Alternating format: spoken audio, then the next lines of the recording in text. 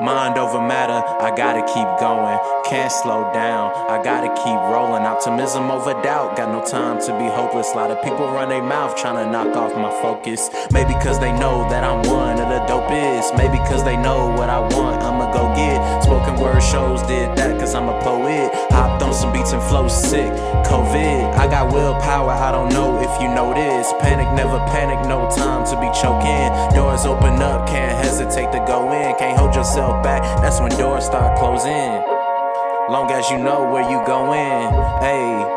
Nothing can stop you. If they try to clown on your name, no, it's not true. God send me blessings like I prayed and I ought you. If I let them tell me who I am, then I'm screwed. Some try to say the damn sky is not blue. If they don't have my best interest, then I'm cool. Didn't get the message, better check your damn Yahoo. Only have to prove things to me, still have a lot to prove. One thing inevitable in life is its obstacles. Not a know-it-all, I'm just trying to be logical, inspirational, relatable, motivational to the youth. Nobody's perfect, hell, I'm living proof, but this is bigger than me, fam, it's bigger than you. I'ma go hard till I'm in a casket in a suit. I got willpower, it explains the attitude.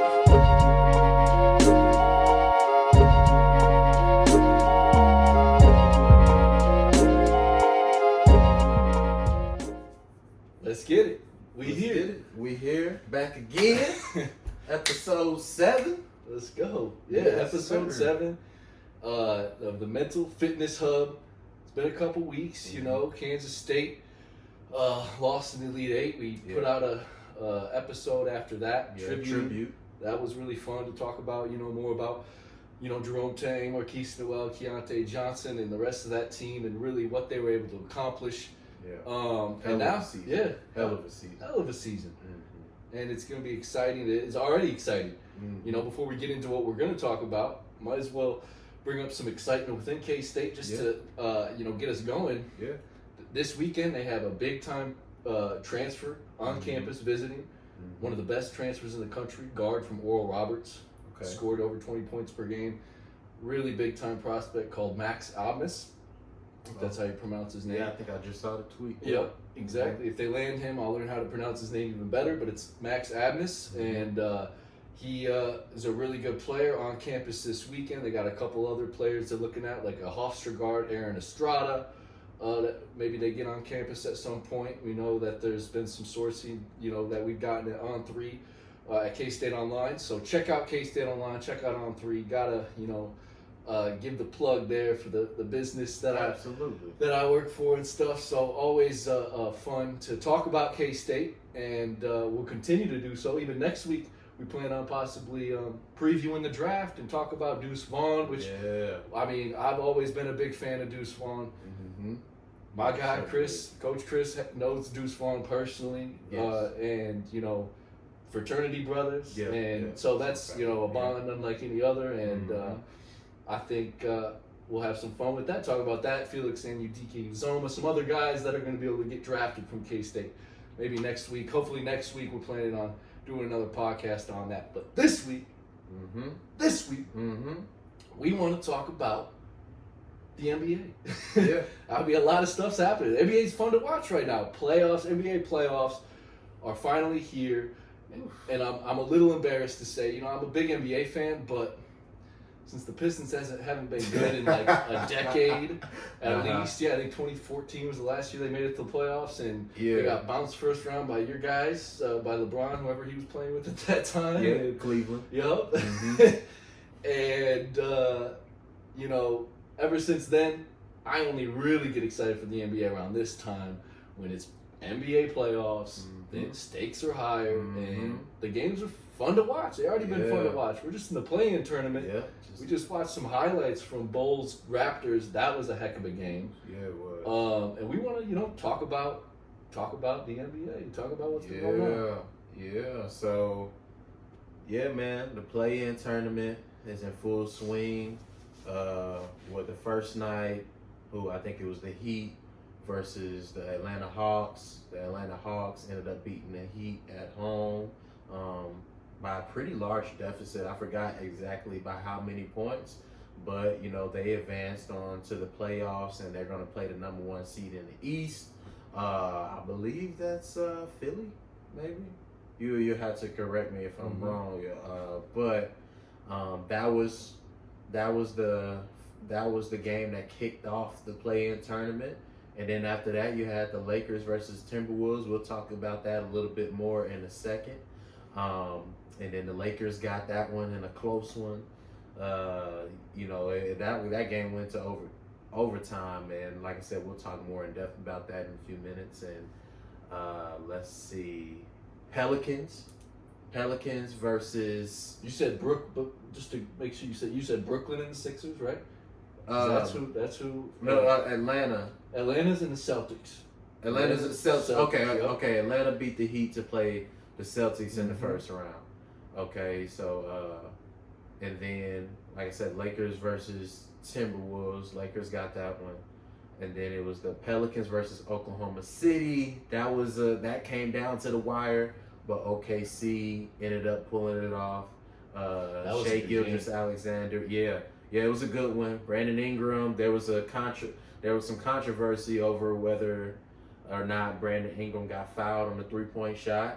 The Pelicans were down 4. He came up, hit a 3. I think Dort might have got his elbow a little bit, but it was. I didn't mind the no call. Yeah. You know that one, but you can understand why Pelicans fans Brandon Ingram was call. pissed, of course. Yeah. And then Bulls versus Toronto, like we just saw. Toronto was playing at home. I think the Bulls they came back by 19. They marched and charged their way back down 19 to beat the Toronto Raptors at home. And Toronto is now eliminated. The Chicago Bulls are now going to play the Miami Heat for the 8th spot. Yep, for the 8th spot. So it should be. We got some good. There's been some good games. I'm anticipating, a certain first round matchup a lot, which we'll talk about in a few moments. But so far, it's just been some really good basketball, man. And like you said earlier, a great and exciting time of the year. Playoff basketball, man. Playoff NBA basketball is underway. I know, man. And I think that 19-point comeback by the Bulls is something that makes that my favorite game of the play-in tournament so far. You're talking about, because every game's been most of the games been pretty contested and tight, but it's not every day you get to see a 19-point comeback like that. And they were down 19 in the third quarter. Like, it was a second half comeback. It wasn't like something that they got down early and slowly built their way back. They bum rushed Toronto in the second half with Zach LaVine had a major second half. DeMar DeRozan. They went off. They went off. Incredible game. And it is cool. I love Zach LaVine's game. He's got the balls to pull up off in transition, shot clock still at 20, pull up from deep and drill it, which I like seeing, because that's not that's something that takes a lot of confidence, and something that if he has that kind of confidence, the Bulls could maybe make some waves. Maybe they can take Miami in the first round, but they're gonna need DeMar DeRozan's daughter there at away games, which apparently she's not showing up in the first game. Which is it in Chicago or is it in? It's in South Beach, of course, obviously. So they play in South Beach, and this is actually the last playing game. So they're playing. They're playing. I know with the this new format with the play-in and playoffs, it can make things a little bit tricky. But Chicago plays in Miami. I believe tonight. I believe. Yep, that's right. And 2 games tonight. Yeah, whoever loses this game, I believe, is eliminated, and the winner moves on to play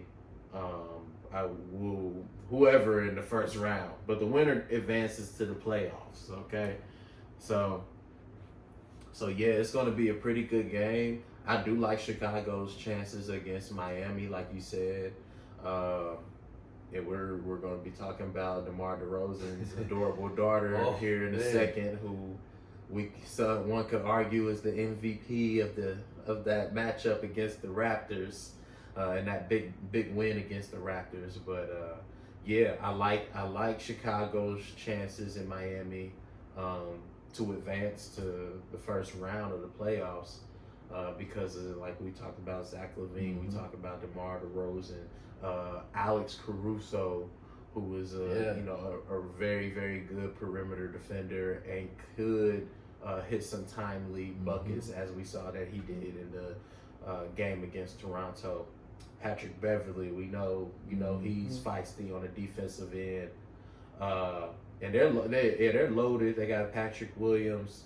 They had some guys, man. They had some guys who are competitive as they come, talented as they come. So yes, absolutely. I think they can not only beat Miami, but they could potentially go on a run in the playoffs. Yeah. So we'll see how that turns out. I like the team, and and Vucevic is also their big man that can hit some threes. Thank you for bringing him up. I forgot. They got a nice little squad out there. I think Pat Bev was key. I think Caruso is underrated guy that really does a lot. He's a white guy that is really athletic. He's a dude that can really get up. He's a and, baller. Yeah, he really is. And just watching the highlights, he was really key in that win. So I'm excited to see what happens with them. But we gotta talk at least a couple minutes about DeMar DeRozan's daughter and the factor that she played, because the key stat in that game, the Raptors lose by 4 points. They missed 18 free throws. 18 of their 36 free throws went 50% from the line. Mm-hmm. Abysmal. And it was a key factor in this game. Yes. So, I don't know how else to say it, but do you think this could be a trend maybe with children, at away games when the whole crowd is quiet? Because that's the thing. If this game was played in Chicago, her scream is drowned out with the rest of every Chicago fan. That's true. If this was in Toronto, you could hear her scream resonate through the TV, and ended up getting to the point where the announcers had to point it out and start chuckling about it. And it was a special moment. And she's a little cutie up there screaming. Yeah. So that was cool. She was locked in, man. Yeah. She was locked in. She was anticipating. She was just waiting on the perfect time. Like, this is the look that she has all the time. As soon as that ball was released by somebody on the Raptors, you just heard this scream. Ah!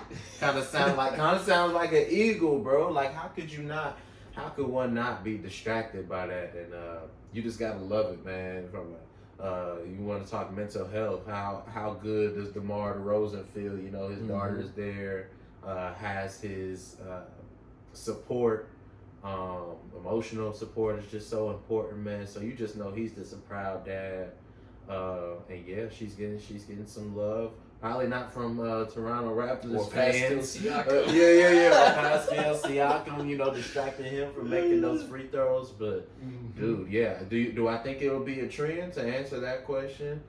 Yeah. You may start to see more kids of NBA players going on the road games and distracting the home team when they're at the free throw line. Because, dude, you're seeing this, like, 50% from the line in the NBA. That doesn't really happen for a team to shoot 50%. That doesn't happen a lot. Home team. Home team. Yeah. So they can blame it. They probably won't come out. I was telling you this earlier. Nobody from the Raptors is probably going to come out and say, yeah, DeMar DeRozan's daughter is why we shot horrible. Nobody's going to say that, right? Because they don't want to give people, the motivation to start coming to games and to distract them. I guess it doesn't matter for the Raptors now that the season is over with. Yeah. I'm talking, other NBA teams too. But in the back of their mind that at least 10 of those free throws were, they missed because of DeMar DeRozan's daughter. I just from what I saw. So. As a daddy yourself, like your hat says there. The funny thing about that hat, if I was wearing that hat, it'd have a different meaning. But she has that hat on. He's a real daddy. Yeah. That's a good point. Yeah. But when's the day C3 is gonna start coming to your little, intramural games, start screaming? Oh man, hey man. Hollering. Yeah, I gotta have him there. My recreational leagues. We gotta get on the recreation. I know, team, for real. maybe. Especially now I'm getting in the Yeah, I could be maybe an maybe asset. this summer. Yeah, I would love Because and I Mhm. want to make a run, recreational playoff run, get us a little championship. But anyways, yeah. Hopefully he can start doing that soon. Heck, I might be the one doing it at his games. It'll be the parent. It'll be reversed. It'll be the parent doing this for the kids. But I don't There know. you go. That's I don't good. know if it'll be as adorable. I don't know if people would think that's as adorable as what we saw DeMar DeRozan. You'd be one of those AAU dads. Yeah, be one of those things. LeVar Ball, Start clowning other little kids on the other team. right.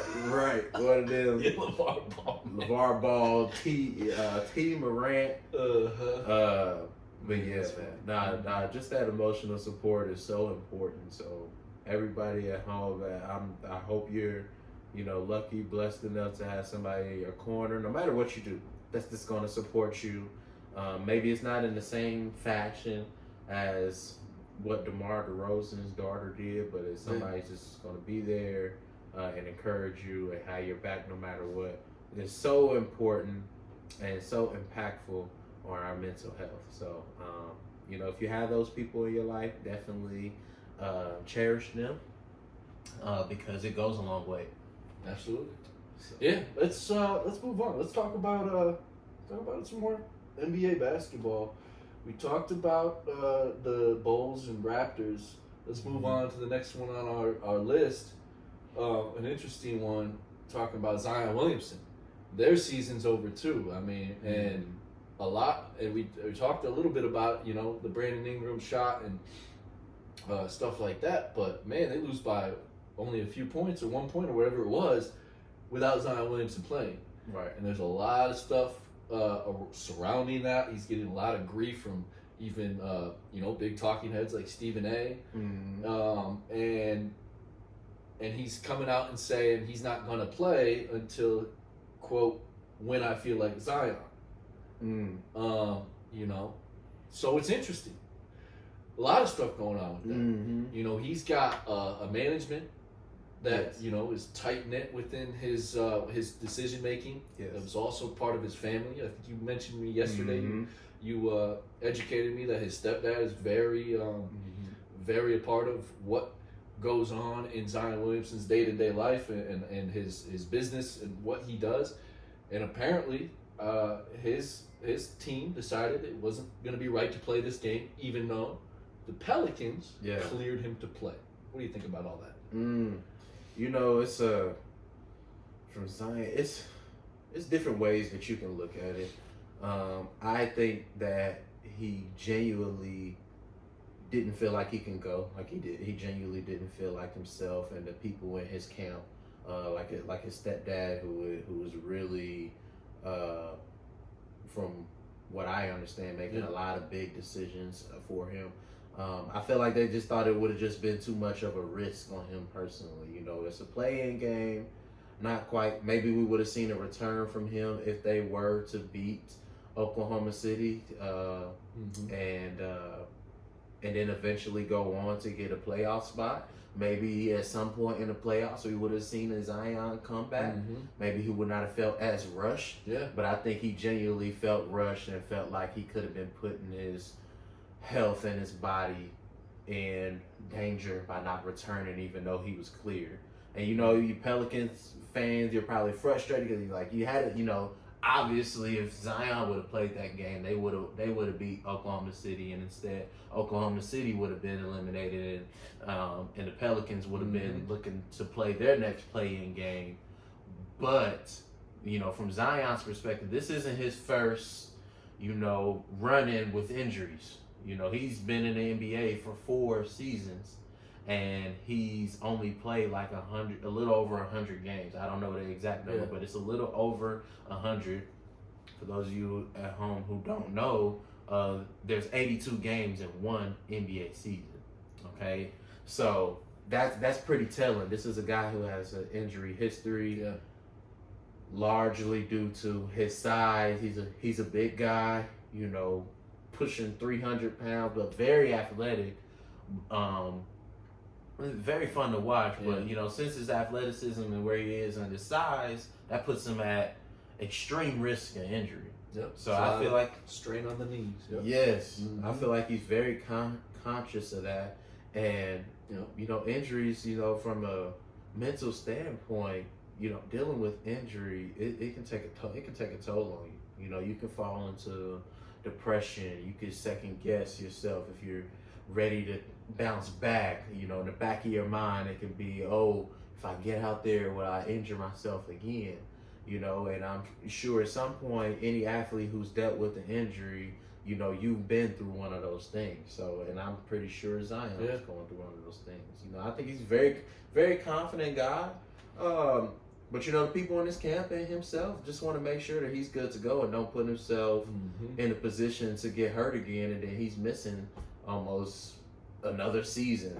You know, so yeah, it's a lot of different things going on, and you know, I'm wishing him the best, and so yeah. The last thing I'll ask you about him is because I saw the question posed, and I already know your answer because we talked about this yesterday. But I think the people need to know. First of all, do you think he'll bust? And second of all, do you think you could compare him?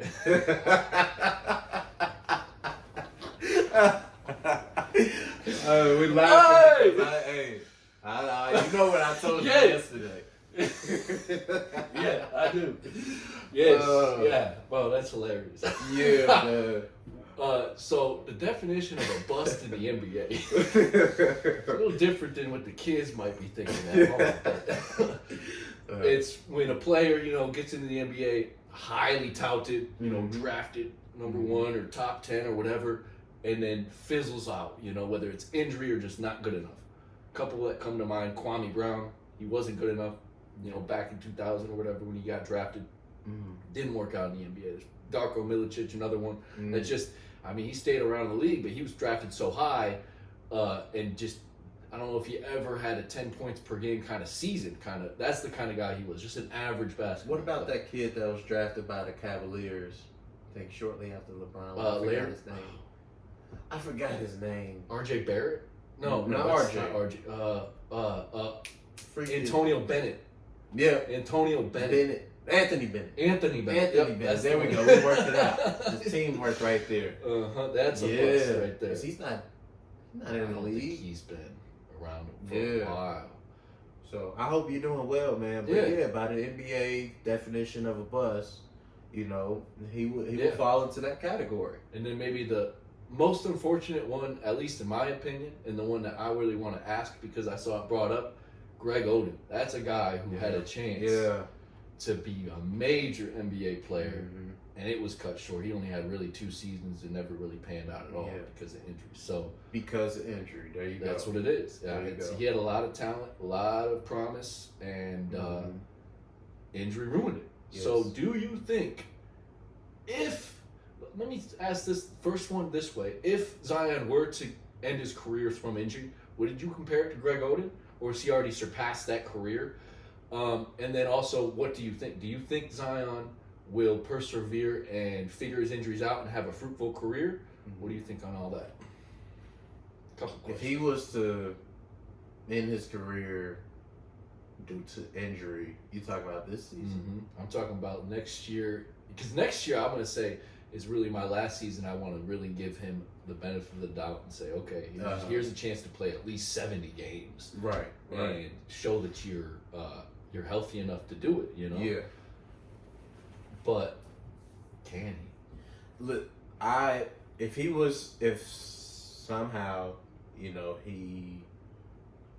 his career ended next year due to injury, I do think it's fair to compare his career to Greg Oden, but I think his career would, at that point, be a little bit more significant. You know, 2-time. Well, he's been an All-Star. Zion Williamson, he's been an All-Star a couple of times. Even with the little time that he's been in the NBA, so that speaks to his talent. So I do think that his career would be a little bit more significant than Greg Oden, but it'll still be it'll still be as devastating as Greg Oden. You know, we hated to see his situation. He just couldn't. He just didn't have the best of luck when it came to health, and it was largely due. It's similar to, you know, Zion is in a similar situation to Greg Oden because they're both big guys. Mm-hmm. Greg Oden was like 7 foot tall. I think he was pushing 300. Yeah. Zion's not 7 foot, but he's about 6'6", 300 pounds, very athletic. So their bodies, you got to think about the amount of mileage. Let me tell you right now. Yeah. Let me tell you right now. This is just a stat reference basketball reference. Yeah. Greg Oden's listed at 7 foot 250, which is massive. That's a big dude. He was probably bigger than that too. He's probably more like 280. Mm-hmm. Guess Zion's listed at 6'6", 284. Woof. That's a fat man. Yeah. That's a fat man that can leap out of the building.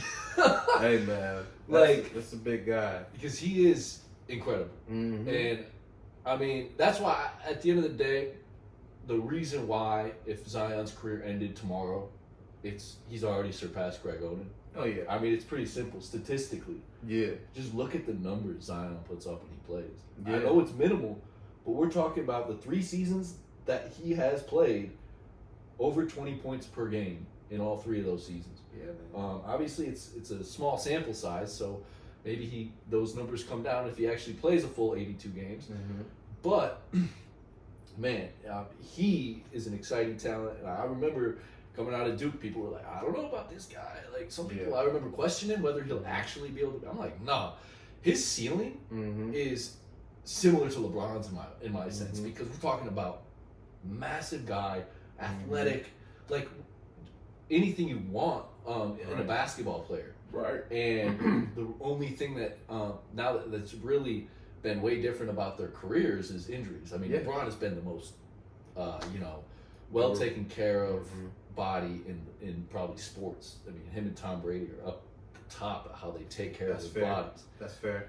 And Zion's still young, and he's dealing with this stuff, so it is scary because it's like, man, is he really going to be able to play till he's in his career? Yeah, is he going to be able to play till he's 35? Even like it's tough.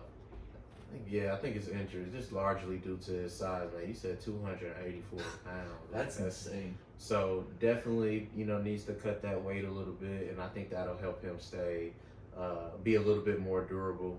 Similar to, Charles Barkley even, Charles Barkley was oversized, but then, he had a veteran. I think he said he gave a lot of credit to Moses Malone.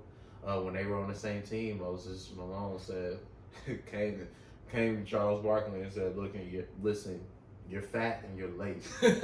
You need to listen. Straight like that. You need to listen. And Charles said that really made him feel bad. He said he cried about it.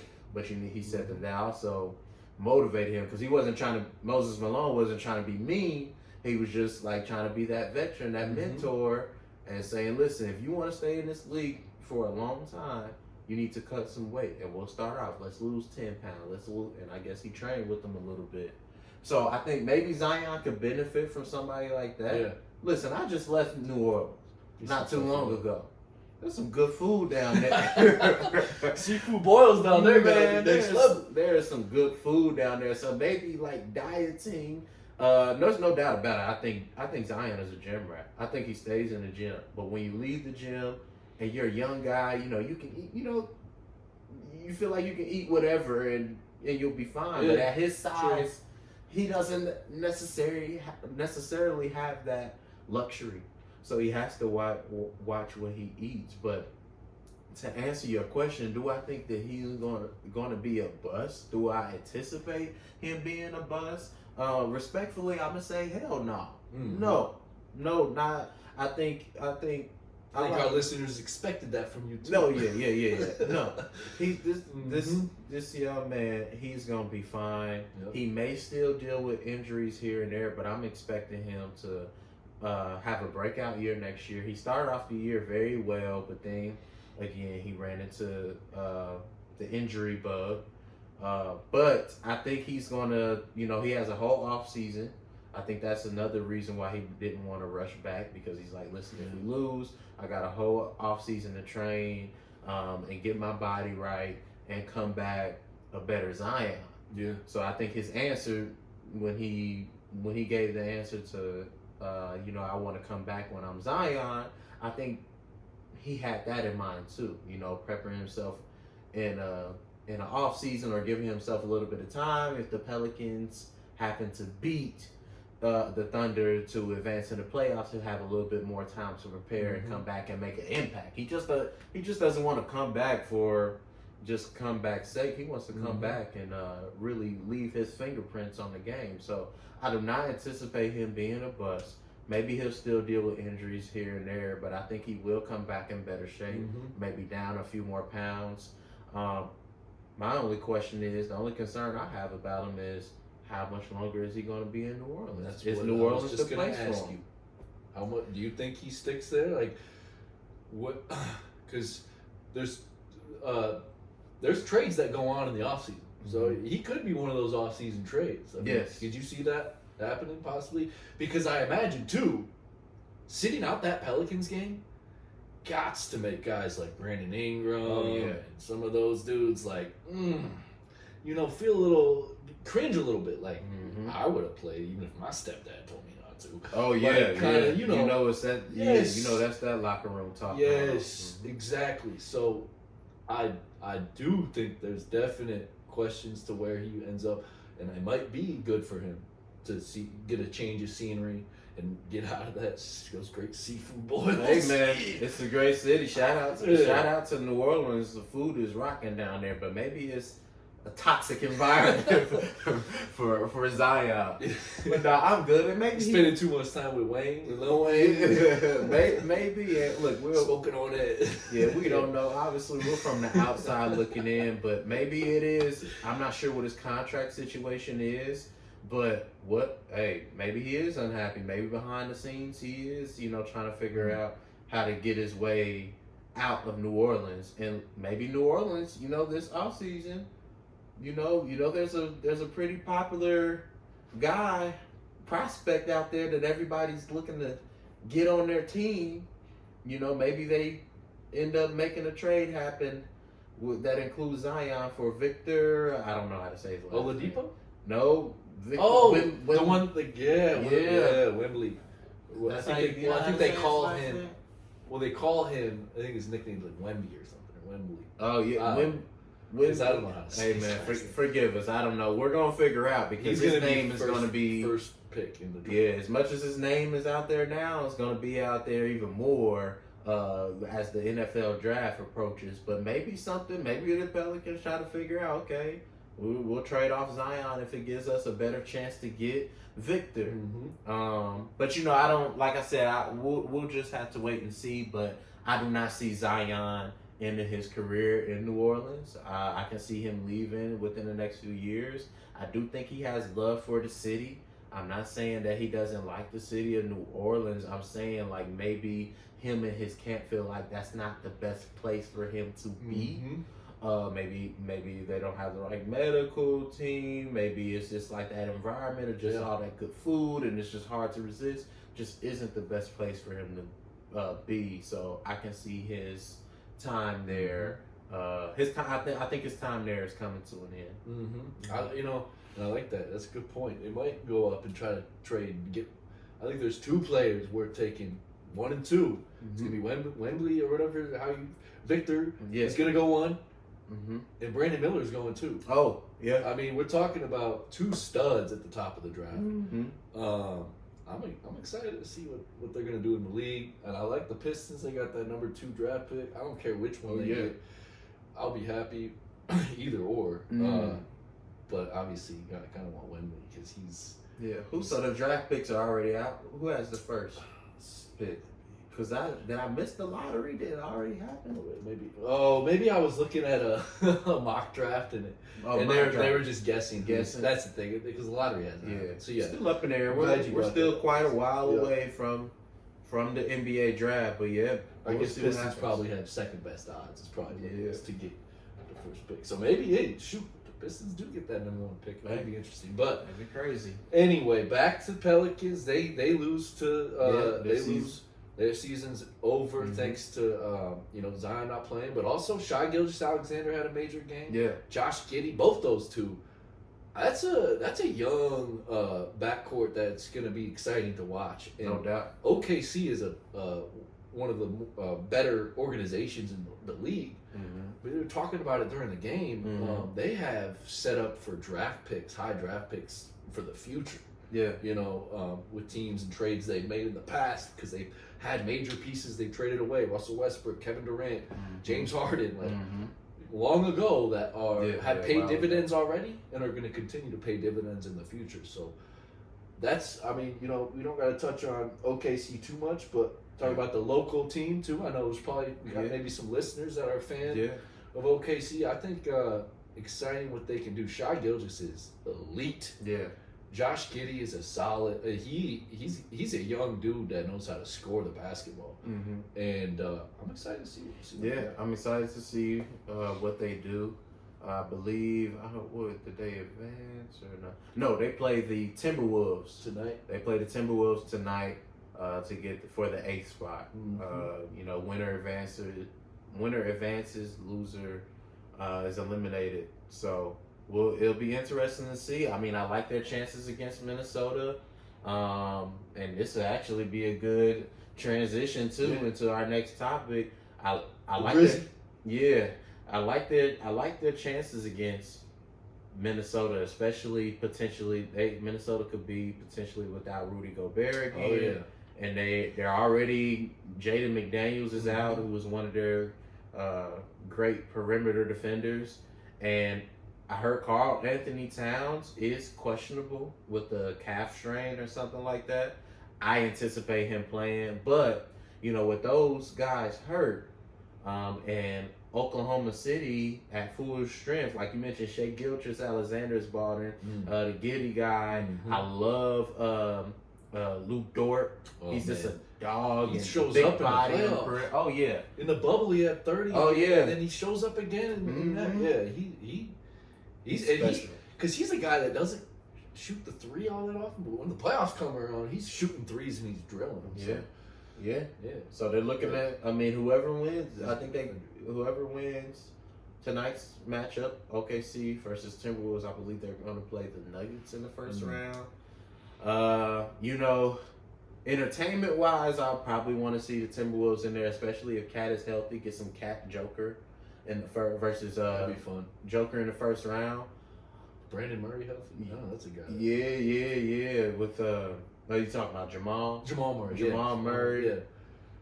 I know he's been hurt so long. He's had his issues. The Nuggets can go far. Yeah.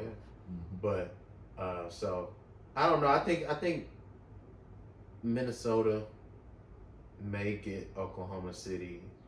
It's a toss up. We'll see what happens. We'll see what happens, man. But yeah, Minnesota, they've been going through a lot of crap, and we might as well start talking about them right now. If you will. What was that? Lakers, Minnesota. They we got to talk about that game. The fact that because that's the one thing I'll give the Timberwolves. They fought in that game against the Lakers. Lakers were pretty much full strength, right? Timberwolves down a lot of guys. Rudy Gobert, Cat didn't play, right? Cat played. Cat did play. Cat played. Was he a big factor? He must have been. Oh yeah, he had an incredible. Because I didn't watch that one. So Lakers versus Timberwolves that happened. What was it? A couple of days ago now. That was a very, very close game. Lakers got down 15. That was the largest deficit they got down. Karl Anthony Towns, largely due to Karl Anthony Towns going off in the first half. I'm talking about hitting turnaround jumpers. And AD's face, Anthony Davis's face. Mike Conley, veteran guard, the 35-year-old was out there cooking, splashing threes. You know, that seemed like daggers, that seemed like something the Lakers would not have be able to come back from because he just wasn't missing. What's his name? Prince. T. Prince. He played at Baylor. You know, Tyrion Prince. Tyrion Prince. He hit some pretty huge shots. So no, they weren't backing down, even though they were out. Even though Rudy Gobert was out. And and Jaden McDaniels was out. Due to self-inflicted wounds, which we'll talk about in a second, both of those guys, you know. Yeah. They fought hard, but you know the Lakers just too talented. They had an off night offensively, but they still managed to climb back and win that game. So let's talk more in depth about that. Rudy Gobert. Mm-hmm. Was it the game before the Lakers game? He was shoving someone, or was it during the Lakers game? It was before the game. It was their last game of the regular season. The Timberwolves. I forgot who they were playing, but basically, Rudy Gobert and Kyle Anderson, and during the timeout, had a disagreement. From what I heard, Kyle Anderson called Rudy Gobert out of his name, and called him a bitch. Yeah, there you go. That magic word right there that no man likes to be called to their face, especially in front of other people, or in front of teammates. So Rudy Gobert obviously didn't like that. He went over and kind of shoved. People call it a punch. It was kind of like a punch / a shove. Kyle Anderson, and it was caught on camera. And Rudy Gobert, I don't think he played again after that happened. Coaching staff, escorted him back to the locker room, and then he eventually ended up being suspended a game. So he missed the Lakers game. That's a 7-footer defender, one of the best big defending bigs in the league. Yeah. So and I think they got a disagreement about over rebounding and blocking shots. Kyle Anderson wanted Rudy to step up, and was trying to motivate him, but called him out of his name, and so I don't necessarily blame Rudy Gobert for showing like, listen, you're not about to talk to me like that. Luckily, his teammates got in the way, so it wasn't like he laid on a full-on punch. It was kind of like a weak shove. But I don't think Rudy wanted to do it. No, I don't think he. That's his teammate. Reaction. That's his teammate. But I also don't think he appreciated what Kyle Anderson said and just wanted to stand up for himself. So I have no problem with it. What do you think? Man, I think obviously it's easier to say this. And I can be the self-righteous guy and say, I mean, Rudy's got to be a bigger man there and just say, hey, don't call me a bitch and move on. Don't do anything that's going to jeopardize him not playing the next game. Because, I mean, he obviously didn't think about that. He probably didn't even think, if I even go and shove Kyle Anderson, it'll get me a suspension, But I'm always, that's the thing, is sure, if I'm in that situation, if I get called a bitch, who knows how I'll react? I might want to punch the dude too, and I want to punch the dude. Will I go do it? That's the question. And some instances I'm sure I will, depending on my headspace and how I am, because that's another thing. I mean, I'm sure Rudy, and all these guys are stressed out with the playoffs. It's not a simple, they're relaxing on vacation. They're at the most stressful time of their job, and anxiety and all that stuff can dictate how you react in a certain situation.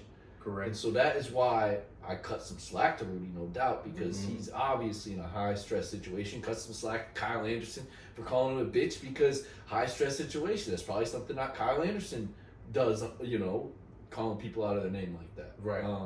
So yeah, both guys are wrong, I think, and Rudy, he got the brunt of it. He got the suspension. And it affected their game. Now the question is, and this is tongue-in-cheek, but like, what was more impactful? That shove that got him suspended, or a couple years ago when he came back and touched all those microphones and spread COVID-19? Yeah. So Rudy is definitely has a history. So I feel like because of that, because of his history, which is unfavorable to many, I think a lot of people are coming down hard on him for what happened. But I asked, like you said, these moments and being called out of your name, by another grown man, I can understand why he reacted that way. Now let's go. I feel like all around this situation that led to Rudy Gobert's suspension is due to emotional instability by both Kyle Anderson and Rudy Gobert. Starting with Kyle Anderson, like I get it, the pressure is on. You know, the intensity is high. The last regular season game, what have you. But you got to understand how to come at certain people. If you call yourself a leader, I mean, I'm sure he was just trying to be a leader, right? He was trying to lead his guys. He was trying to get more out of Rudy Gobert. But there's a way you have to do that. In that moment, it wasn't. You can still encourage him, dig into him if you have to, so he can understand whatever it is he needs to do on the court. But you're not gonna get anything out of somebody. I don't care who it is by calling them out of their name. Mm-hmm. You know what I mean? Like, yeah, no doubt. That's Nothing not positive. That's for sure. no, that's That's not constructive criticism. yeah, no, No. exactly. Constructive criticism. You know, get more specific about what he needs to do on the court if you call yourself a leader. Because Kyle Anderson too, I looked it up. You know, he might be a guy that doesn't get talked about much, so it made me think, maybe he's a young guy. No, he's been in the league for about 10 years. He's a veteran at this point. Yeah. You know, unacceptable for him to treat his teammate like that. That's some childish behavior. And then it was childish for Rudy to react the way he did. But like both of us agree, we might act childish in that same exact situation, especially with all the stressors and stuff going on. It could. That's the thing I will say, which is more a big picture. We have our own experiences, our own stressful lives and anxiety and whatnot, but I don't even know if it can compare to the anxiety and stress that those players have to deal with on a daily basis with true. Everything that goes into their lives. Our days are busy. Imagine how busy their days are every single day. Attention that they get everywhere they go. A lot. Expectations. So I would imagine it would be hard to be emotionally stable as a professional player. You really would have to focus on that, your mental health every day. Sit down, meditate, all these things that we've talked about on the podcast before as good practices to help, keep your mind right would have to be every single day kind of thing. Stuff that I've honestly started to bring into my own life, but if I was a professional player, it'd have to be a constant thought in my mind, like, is my head right? I'd probably go to therapy. Nothing against therapy. I'd love it. Honestly, I probably need it right now. I think everyone can do some good to go to therapy, talk things out. Yeah. If I was an NBA player, if I was a professional player, I'm 100% in therapy. Right. Finding the best therapist I can too, because I have the funds. So, in a way, you wish, and maybe these players are going about their way to focus on their mental health, but not everyone is. Yeah. So it's tough, and I will cut some slack at the end of the day for, like you mentioned, the emotional instability, because it's situations, the stressors, it's unlike any other, and that doesn't excuse everyone from stuff. Like you can't be in a stressful situation and be a bigot or a racist and get away with it. But you can call someone a bitch or shove your friend or whatever, like, and people will let it go. Yeah. It is what it is. It was high stakes there, because it wasn't just the last like regular season NBA game. Like them winning or losing that game was going to depend on like some seeding things that was happening. Yeah. I think they were trying to get higher in the rankings, which could have which their play-in tournament spot. It was going to be determined by that. So the pressure was high. Yeah. But still, with part of like mental toughness, one of the key components of it is emotional stability in those high pressure situations. And they're a younger team all around. Like I know Kyle Anderson, he's a vet in the league. He used to play for the San Antonio Spurs. Yeah, Rudy's been in the league for a little while, but overall, collectively, they're a younger team. And it's just a teaching moment for them. It was on display. I'm sure these things happen in NBA practices a lot. We've seen Draymond Green and Jordan Poole, that situation, a little bit worse, but, similar, competitive guys wanting to win, getting on each other, some stuff is said, and then boom, stuff escalates real quick. But escalates real quick. But you just gotta be mindful, man. Like I said, look, the shove by Rudy gets him suspended. You need size against the Lakers. Your team loses. You got to look back on that moment and be like, dang, could things have been different had I not lost my composure there? Like, granted, nobody wants to be called the B word to their face and then just sit there and take it. Like, yeah, it was warranted. But you got to ask yourself in those moments, is it, am I going to put myself and my team in a position for success if I react this way before you react? Kyle Anderson, would me saying this, you got to think to himself before he says what he said, would me saying this put myself and our team in a position of success? If that answer is no, you got to find an alternative. And like you said, easier said than done. In those situations, stuff is already getting out of control. But that's why, not everybody possesses, mental toughness, and why conquering mental toughness is so difficult, because the little things that see, it's hard to execute on them. Let's go in a different direction. Jaden McDaniels. Yeah. This is another player that was lost due to a punch. The Timberwolves, yeah. So there was I forgot what quarter it was, but I don't know if he got ejected or he was sent back to the locker room for some reason. Was this the playing game or the game before? This was the same game. Rudy Gobert shove, punch. The last game of the regular last season. game. A lot at stake. Emotions are flowing. They're all time high with this Minnesota Timberwolves team. Jaden McDaniels gets sent back to the locker room for whatever reason. Forgive me, listeners. I forgot what his reason was, but he's frustrated. He's angry. He's pissed off. So as soon as he gets into the tunnel, the camera is still on him. He punches the wall, fractures his hand. His season is done. No matter what, he's done. A fractured hand, it takes some time to heal. Yeah. Obviously, there's only one game of regular season left, and still there's no promise that they were going to make the playoffs because they still got to go and win some play-in games. So he loses his composure again. Emotional instability there. Probably wasn't thinking before he hit. Probably just thought he was indestructible and could punch a wall and not have any consequences.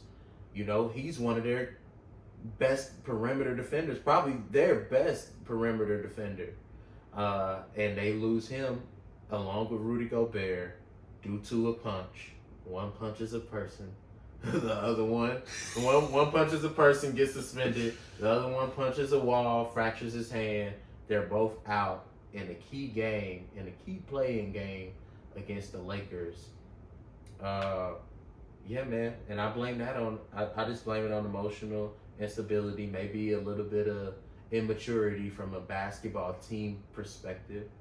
And yeah, they can look back on those situations and be like, okay, we ruined our chances of advancing into the playoffs on getting the 7th seed because we couldn't get control of our emotions.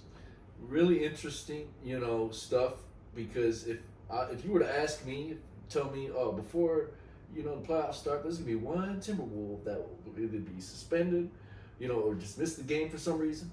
I would guess Anthony Edwards. He's been in the public eye for years, a couple times for saying things that he probably shouldn't have said. But he's a guy that's also learned from his mistakes. He's a young guy. And he's figuring things out. And he was out there. He was playing. He didn't jeopardize his team by doing something stupid and miss the game. So it was vets. I mean, Jaden McDaniels is a younger guy, but Rudy Gobert and Kyle Anderson, that was unacceptable. Jaden McDaniels, that was a huge piece, like you said. Perimeter defender, scored 12 a game. I think I looked up yesterday, and big pieces. Big piece. But kudos to Anthony Edwards. Yeah. Cat for playing big. I mean, I know Anthony, he didn't even have a good game, so he's probably gonna be on a mission to go beat the Thunder tonight.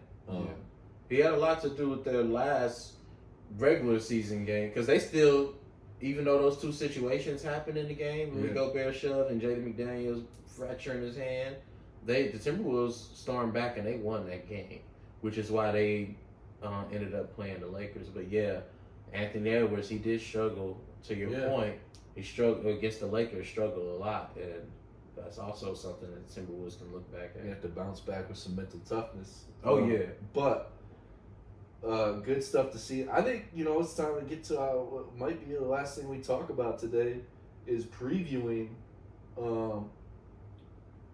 that Lakers Grizzlies matchup. Yeah, a series that I'm really excited about. Obviously, you have a lot of excitement for. Yes. As a LeBron Laker fan yourself. mm-hmm. I'm excited. Ja Morant.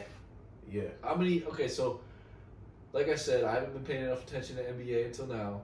When did Ja Morant finally get back from his suspension? That's a good question. I think it was at least like a couple of weeks left. Okay. In their regular season. So that's key. So he had some time to. Maybe it wasn't even a couple of weeks. Maybe it was less than that. But he still was able to get some reps in before. Yep. The playoffs. Yeah, before the playoffs. So. And now. Mm-hmm. They're inviting in Dylan. Dylan Brooks is excited with his wife beater on, ready to go. Yeah, he's excited to invite in he's the already Lake talking. Show. Yeah, he's already talking. That's a guy that likes to talk. Yeah. He's the new age Draymond Green to me. He's trying to be like Draymond. Who I love Draymond, but that's because that's a Spartan. That's a Michigan State Spartan. Yeah, So I always have unconditional love for Draymond. Mm-hmm. Dylan Brooks is an Oregon Duck. Mm-hmm. I got no affiliation with such a man. Yeah, And he irks me. So yeah, who knows? But I'm a Ja Morant fan, so I might still pull for the Grizzlies in this series. But I'm excited for it to see some fireworks go off. I'm very excited for this matchup, man. I've been talking to a few of my friends and just hearing some people on TV, their predictions about this matchup, and a lot of people are picking the Lakers to not only lose, but lose this series pretty badly. And I think largely due to, like we mentioned, the Timberwolves, they were down man, and the Lakers barely escaped that. Yeah. Dennis Schroeder, and the game went to OT. Dennis Schroeder hit a big three for them. In the Timberwolves, I'm talking the Timberwolves, going back to the Timberwolves game here, the play-in game with the Lakers. LeBron drove it to the rim, kicked it to Schroeder for a big three. That put him up 3 with 1.4 seconds left in the fourth quarter. What do the Lakers do? Timberwolves had the ball in inbound. They inbounded over to Mike Conley. Like I said earlier, he was hot in the corner, and AD fouls him on the three to shoot three free throws. Okay, and Mike Conley makes all 3 free throws, and then they go to OT, and then they get out of OT just barely against the Timberwolves. So I think because of that, a lot of people are doubting the Lakers. They're like, oh, if they can barely beat the Timberwolves, who were short man, well, how are they gonna do? How do we expect them to win against the Memphis Grizzlies? Well, obviously I don't look at it like that. I can understand people's predictions, but I just look at the Lakers. Yeah, I just see a lot of potential in them. I think they're matched up pretty well. They have some advantages against the Grizzlies that I feel like they're going to exploit some of the Grizzlies' weaknesses for sure. Especially the Grizzlies being without Big Steven Adams, and without Brandon Clark. And we have Anthony Davis, we have LeBron James, both who were very, very good at the rim. Who's Anthony Clark? Brandon Clark. Brandon Clark. He's like their 7 foot. I think he used to play for the. He used to play for the Nets. Okay. I think. That's if I'm not mistaken. That's how sometimes NBA. But he's there. He's a big man. Yep. Just somebody. Obviously, I know Steven Adams. Yeah, intimidating. Steven Adams. Yeah, but they have 2 big guys that are out. Yeah, they have. I guess Jaren Jackson's gonna have to Uh-huh. step up big time. Yeah, Jaren Jackson. And he's probably gonna get Defensive Player of the Year. So they still have him. Yeah. But you got somebody with such a high basketball IQ in LeBron James, who is just probably gonna it's gonna be the Lakers' game plan to try to get Triple J in foul trouble. Mhm. Triple J being Jaren Jackson Jr. in some Sparty. foul trouble. Spartan. Yeah. That's why another reason I might pull for the Grizzlies. So- But yeah. I mean, yeah. Uh-huh. Let's dive into it. Obviously, we both shared our excitement for this first round matchup versus the We're gonna have to watch this. Now I'm thinking about it more, but we're gonna be rivaling during the season. Yeah, or during this series. Yeah, I'm it should be already, fun. I'm already all aboard the Grizzlies train. It should be fun. It should be fun for the pod. Hey, but yeah, we anticipate it. So let's talk about it a little bit deeper, man. Who do you think has more pressure on them this series? Ja Morant or LeBron James? It's the best question of the podcast right there, and I think, what did I say to you yesterday? I know how to answer this, but I don't know the actual right answer. Mm-hmm. But then after we discussed, I think there is one right answer, and it is LeBron James. Just because of that legacy that is involved. And you're the one that helped me get there. You brought up the legacy, and you're right. That is so important. LeBron James can't be getting bounced in first rounds very often. Right. And have it look great on his legacy. I mean, regardless, he's still going to be the greatest of all time in my eyes, even if he loses it.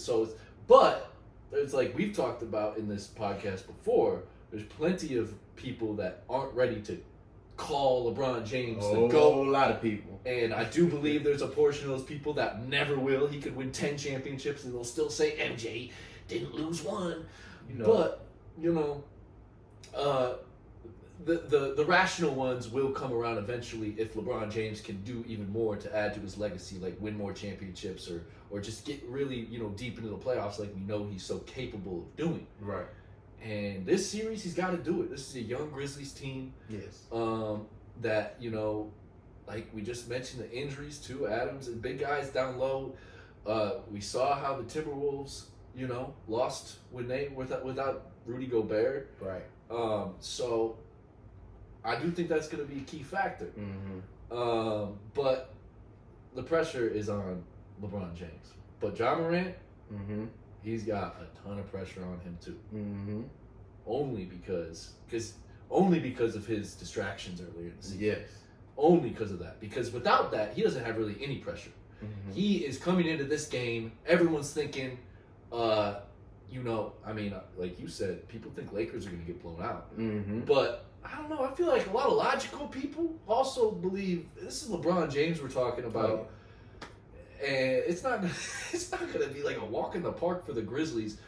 But without the distractions from Ja Morant, it's pretty much a no pressure situation. You're playing against LeBron James. If you lose the series, you lost to one of the greatest of all time, and right. It's not that big of a deal, and he still has a chance. So many years to build his own legacy. I see you as but right now he's off to a bad start with this season as far as his legacy goes because of off the court issues, something that guys like LeBron James has never dealt with. Stuff that does matter to legacies and helps carry on. And what's going to help people forget about those distractions? Winning this series, and maybe winning a couple series. Because if they lose, he's going to have a massive target on his back until next season.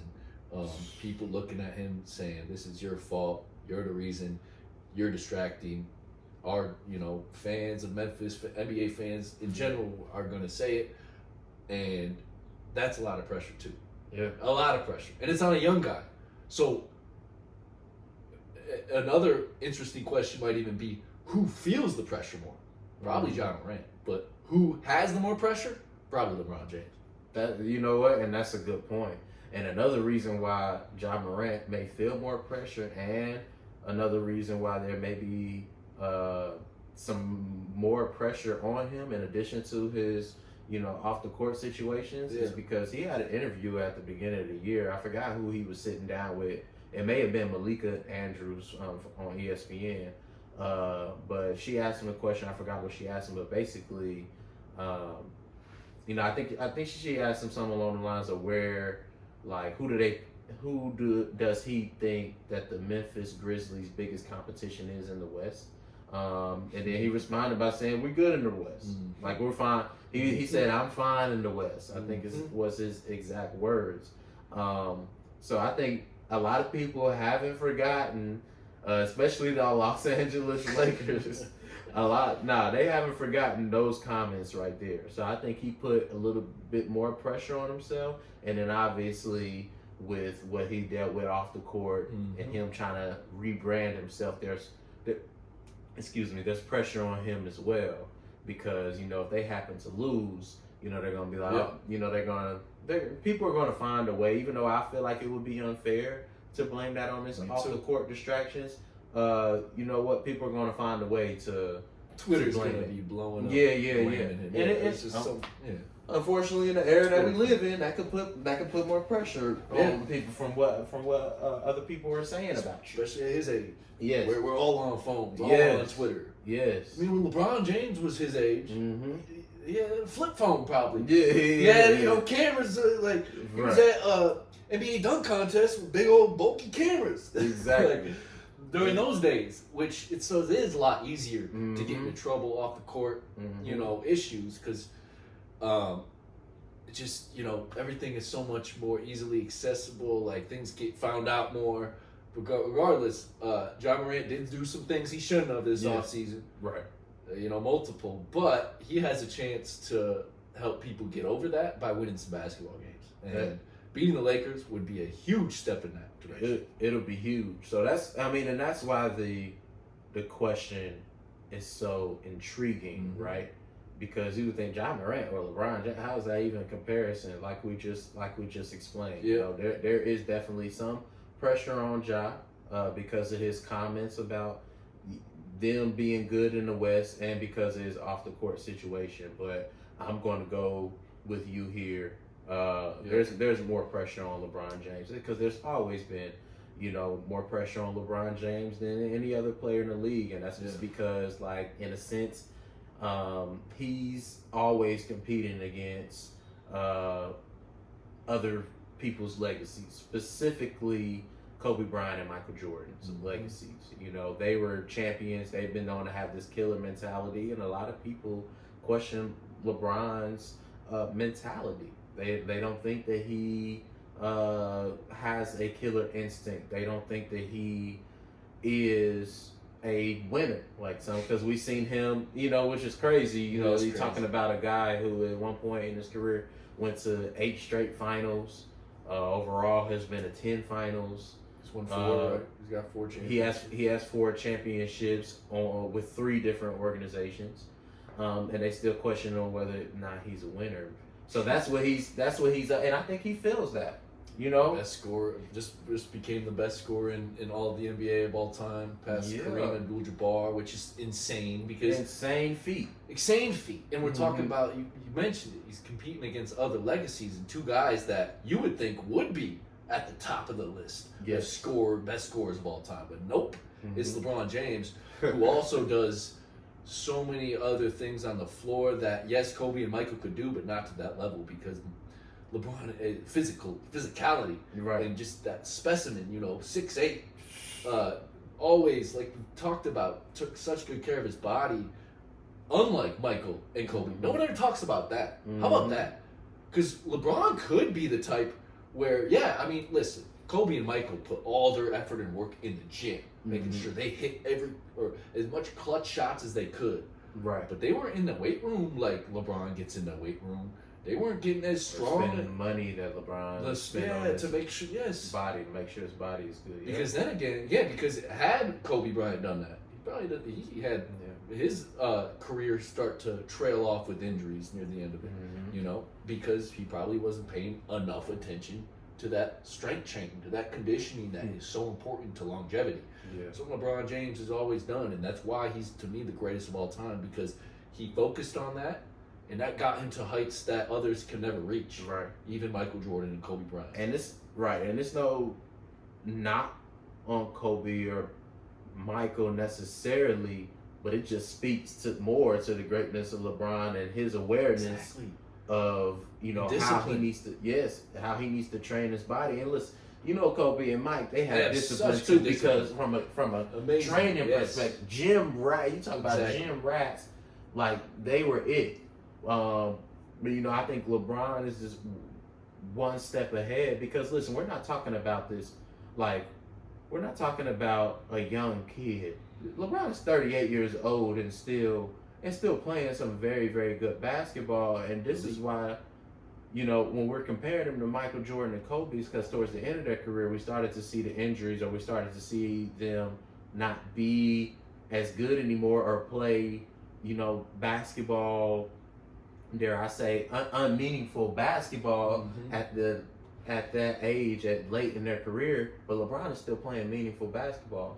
He still has a chance Yeah. to win the championship. And I think it's something that if he can do it, it'll take his legacy another level just because of the age that he's at. But there is pressure on him because not only is he compared, is his legacy matched up versus Kobe and Michael Jordan, but a lot of people discredit the bubble championship that they won, his last championship in 2020. Oh, it was a bubble, not real playoffs. A lot of people blame it on which people went to the bubble to try to win a championship, so I don't see how people can discredit that, but a lot of people shade that.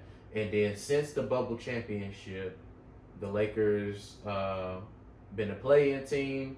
They played the Warriors in the play-in. I don't know if you remember that that shot that LeBron hit, and he said he was seeing 3 rims. But they went on to lose they played Phoenix in the first round, and they went on to lose to Phoenix in 2021. AD was hurt. I would like to add, Anthony Davis got hurt that game. It's been too many injuries in his career, but a lot of injuries in his career too. We talked about Zion earlier. Yep. But that led to the Lakers getting bounced in the first round in 2021. 2022, even though LeBron won the scoring title, his team didn't make the playoffs because they didn't win many games. That was the Russell Westbrook was on their team, and I think health had a lot to do with that because Anthony Davis wasn't healthy at all last year, and that led to the Lakers missing the playoffs. But even though they had this year, 2023, even though they had injury problems, both LeBron and AD missed many games, and health is still a big question mark. But right now, at this moment, they're healthy. They're healthy right now. A lot of people question another reason why people give Memphis an edge is because the health of LeBron James and AD is still kind of up in the air. But I still believe that they have a really good chance of winning because I anticipate them staying healthy. But going back to the pressure thing, because he's playing for the Los Angeles Lakers, okay? This is the most popular, you can say arguably the most popular NBA franchise, or just one of the teams, period, in the world. Yeah, most popular sports franchise, top 5 popular sports franchise in the world. Let's be honest. Them, the Yankees, probably Manchester United, and maybe 2 others I can't think of right now. The Patriots and the Cowboys. There you go. There's probably the 5 right there. Thank you for enlightening me and the listeners. Yes, they're up there. One of the most popular teams in sports history. So that's pressure. So no doubt about it. The answer is LeBron James is under the most pressure. But you know what? I've been watching this man a long time, and when the pressure is high, he usually comes out and delivers. And this is a young team who's been chirping. John Morant, we good in the West. Dylan Brooks coming out and saying, we hope we get LeBron in the first round because we would love. He's saying, well, I don't think he said we. He was talking about himself. He's like, I would love to send him home. Listen, man, LeBron. One thing he may not say anything in the media, but he hears that. He trains his body to make these long postseason runs. Anthony Davis looks good to go. Man, I'm loving the Lakers' chances, and they're gonna feel this young Memphis team. They're gonna feel the Lakers' wrath in this first round. So we're in for a treat. It may go to 7 games. I have the Lakers winning in 6.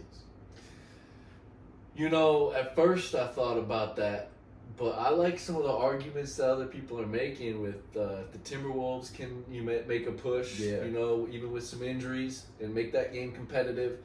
This is a 7-game series. I see it going 6 or 7, and I lean the Lakers like you, but I don't know, man. They're a weird team, and they are. No I will doubt. say they're newer Yeah. because they've got a lot of new pieces, necessary pieces to this team. You know, middle of the season, was it like after the? It was obviously before the trade deadline, but Yep. is that after the All-Star break? Or- It was just before. Yeah, so just before the All-Star break, so about half the season they played together. This is the time they should start meshing. And maybe they do. I like the squad that the Lakers Me too. have. But then again, I like them even more for like next year than I do this year. So I wouldn't be shocked to see Memphis win, but I do lean the Lakers in 7. And then, but then after that, I think the Lakers run into some trouble. Who do they looking at? It's that- the winner of if the Lakers win, Yeah, they'll be looking at the winner of the Warriors and Kings series. that's gonna be a good series too. Yeah. Which I think the Warriors come out on top, and then we see I another do too. epic matchup That might between be Steph 7. Curry and LeBron James. Yeah. That's what I want to see. Yup. And we're gonna get, like you said, it's gonna be a battle, because then I know we're gonna be at odds. Me and him have a history with Golden State and LeBron James. Oh man. A history. Oh, Through college. man. Man, that was some fun times. Yes. Giving each other shit. you I know it. I know it. I remember how. I remember you was devastated after that 3-1 comeback. Oh, man. Oh. I knew it the whole time.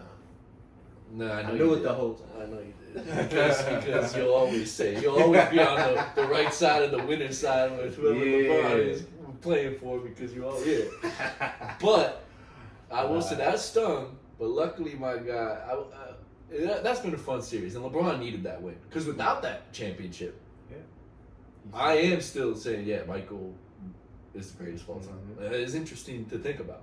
That was key. That was massive, and it was historic. Never been done.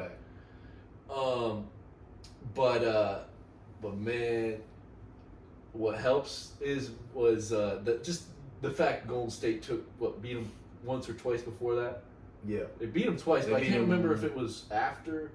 Was the LeBron's win in between the two Yes. Golden State wins? Yeah. Yes. Golden State got him in 2015. You remember Kyrie Irving was hurt. Yeah. So it was LeBron, Matthew Dellavedova, Oh, and yeah. Tristan Thompson out there against the Warriors. Then they came back, a 3-1 comeback the next year, and then KD arrives. Mm-hmm. Yeah. Then KD arrives. KD arrives. And they play. They beat LeBron. They I think, beat him. again, and then And then- lose to Kawhi the next year after that. Yeah. I Crazy. think the KD era, did they play LeBron in the Cavs twice? Because LeBron went 8 straight times. So hold on. Yeah. 2015, Warriors Cavs. 2016, it was the comeback from 3-1. Cavaliers win that one. Mm-hmm. 2017, KD's there. They win.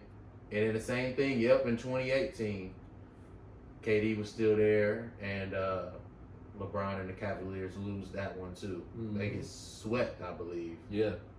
that series, which I was pissed about. But yeah, man. So yeah, that Warriors versus LeBron, I guess we should say. It's a rivalry. It's a rivalry. So if that happens, I hope the Lakers can get out of the first round, and the Warriors can pull it out of their matchup against the Kings, and we see that again. I'm all aboard the Warriors train if that happens, because I like I understand. having. We're talking about Steph Curry, Klay Thompson, and Draymond Green probably know LeBron James better than anyone else in the league as far as opponents go. Mm-hmm. As far as it's in championship games and when it matters moments. Mm-hmm. Who else besides LeBron has that advantage against Golden State? I don't know. You know what? They're a younger team. No one else has that kind of experience against the Warriors like LeBron James has. Whereas those three guys in the Warriors have so much experience going against LeBron James. You know, Draymond is going to be He's gonna up be in good. his face and guarding his ass off. Yeah. Only thing that I would say, and we, like I said, This is all hypothetical too. By the yeah, way. all hypothetical. I would just say Anthony Davis would be hard to contain for the Warriors That's true. if they were to meet up. So that's why I Draymond lean. was going to have to pick his poison. But yeah, it would be a good match. It could go either way. I agree with you. And to answer your question about who else in the West has, more experience against LeBron, I think the second best that comes with it is this Phoenix Suns team. Now, obviously, KD and LeBron, they have history, with both KD's days with the Thunder True. and KD with the Warriors, which obviously LeBron wasn't able to beat Kevin Durant while he was on the Warriors at all. Chris Paul just being Best friends. yeah, they're very familiar. Yeah. Chris Paul is Bronny James' godfather.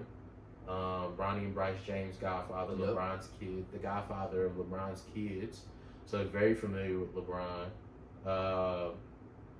Obviously, the Suns, they eliminated the Lakers in 2021 in the first round. So they're pretty familiar. That's a good point. So yeah, bro, it's It's just the Lakers aren't going to get that far to see them. That's the problem. Hey, listen, we gonna see. We're gonna see, man. It's gonna be something. I do like the Suns, though, man. That's going to be a fun Yeah, team the to watch this year. Suns. You got KD, Chris Paul, and obviously, what's his name? I can't even think of his name. Booker. Yeah, Devin D. Book. Yeah, Bruh. Devin Booker. He is a great player.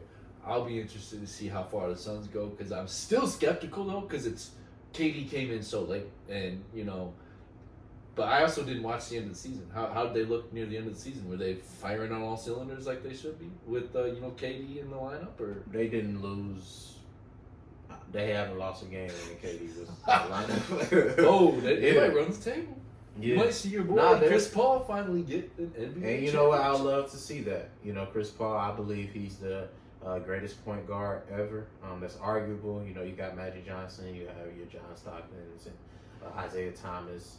But yeah, I believe he's the best point guard ever, and he's deserving of a ring. But I don't want to see him get it this year as long I think they're gonna. as long as LeBron's in I there. think they're gonna. When I think about it, Yeah, all I they're had to hear. favored. That's all I had to hear was them finishing really strong Mm-hmm. because Chris Paul has two of the best offensive guys next to him. Yes.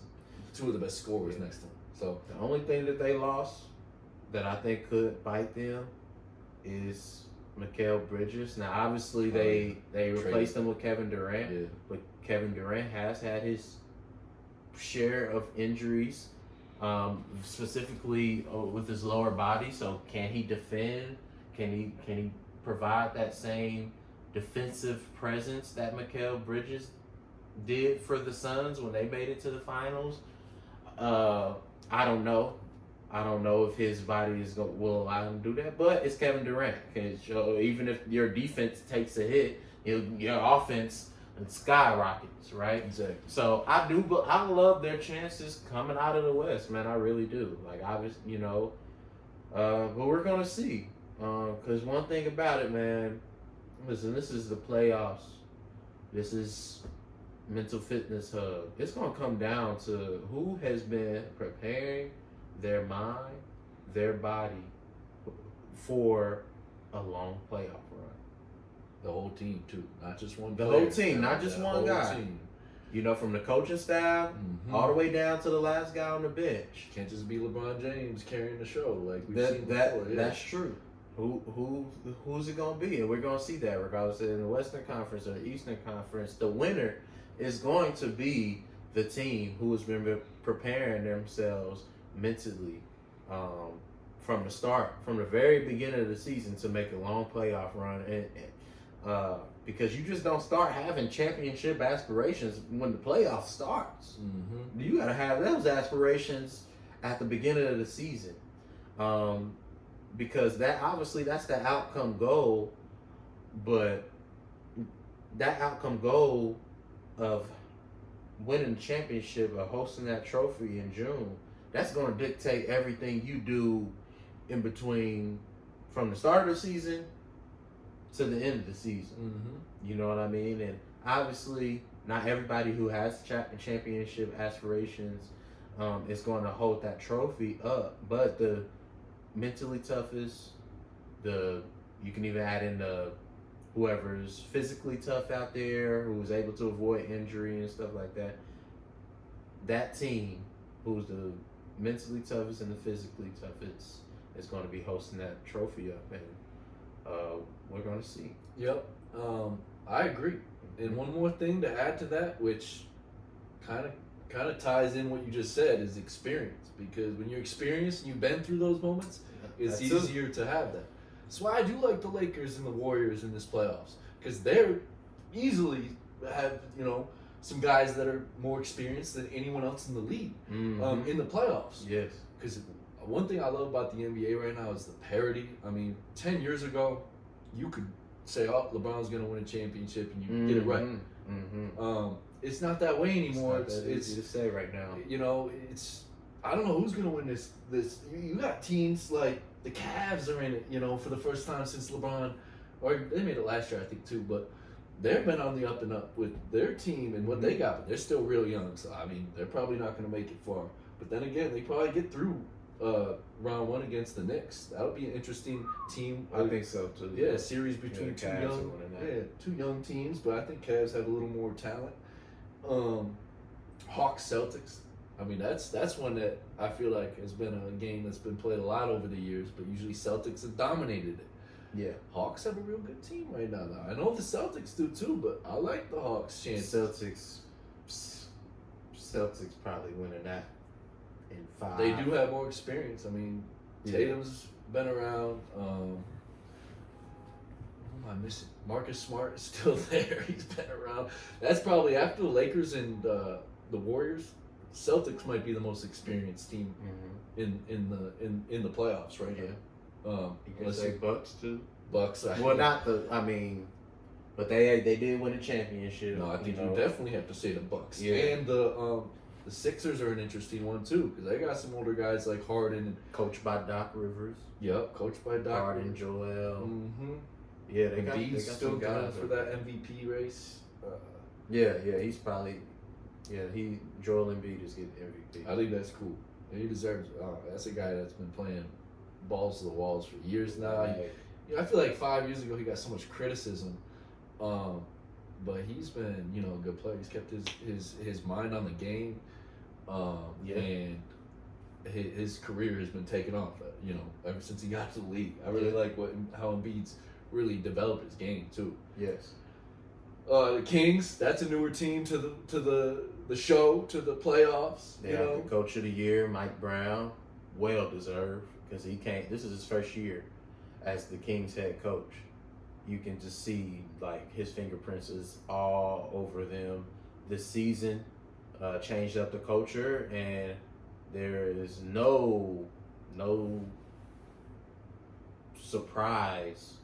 Well, I can't lie, I'm a little surprised. I'm a little surprised at how, because I think they're like 3rd in the West.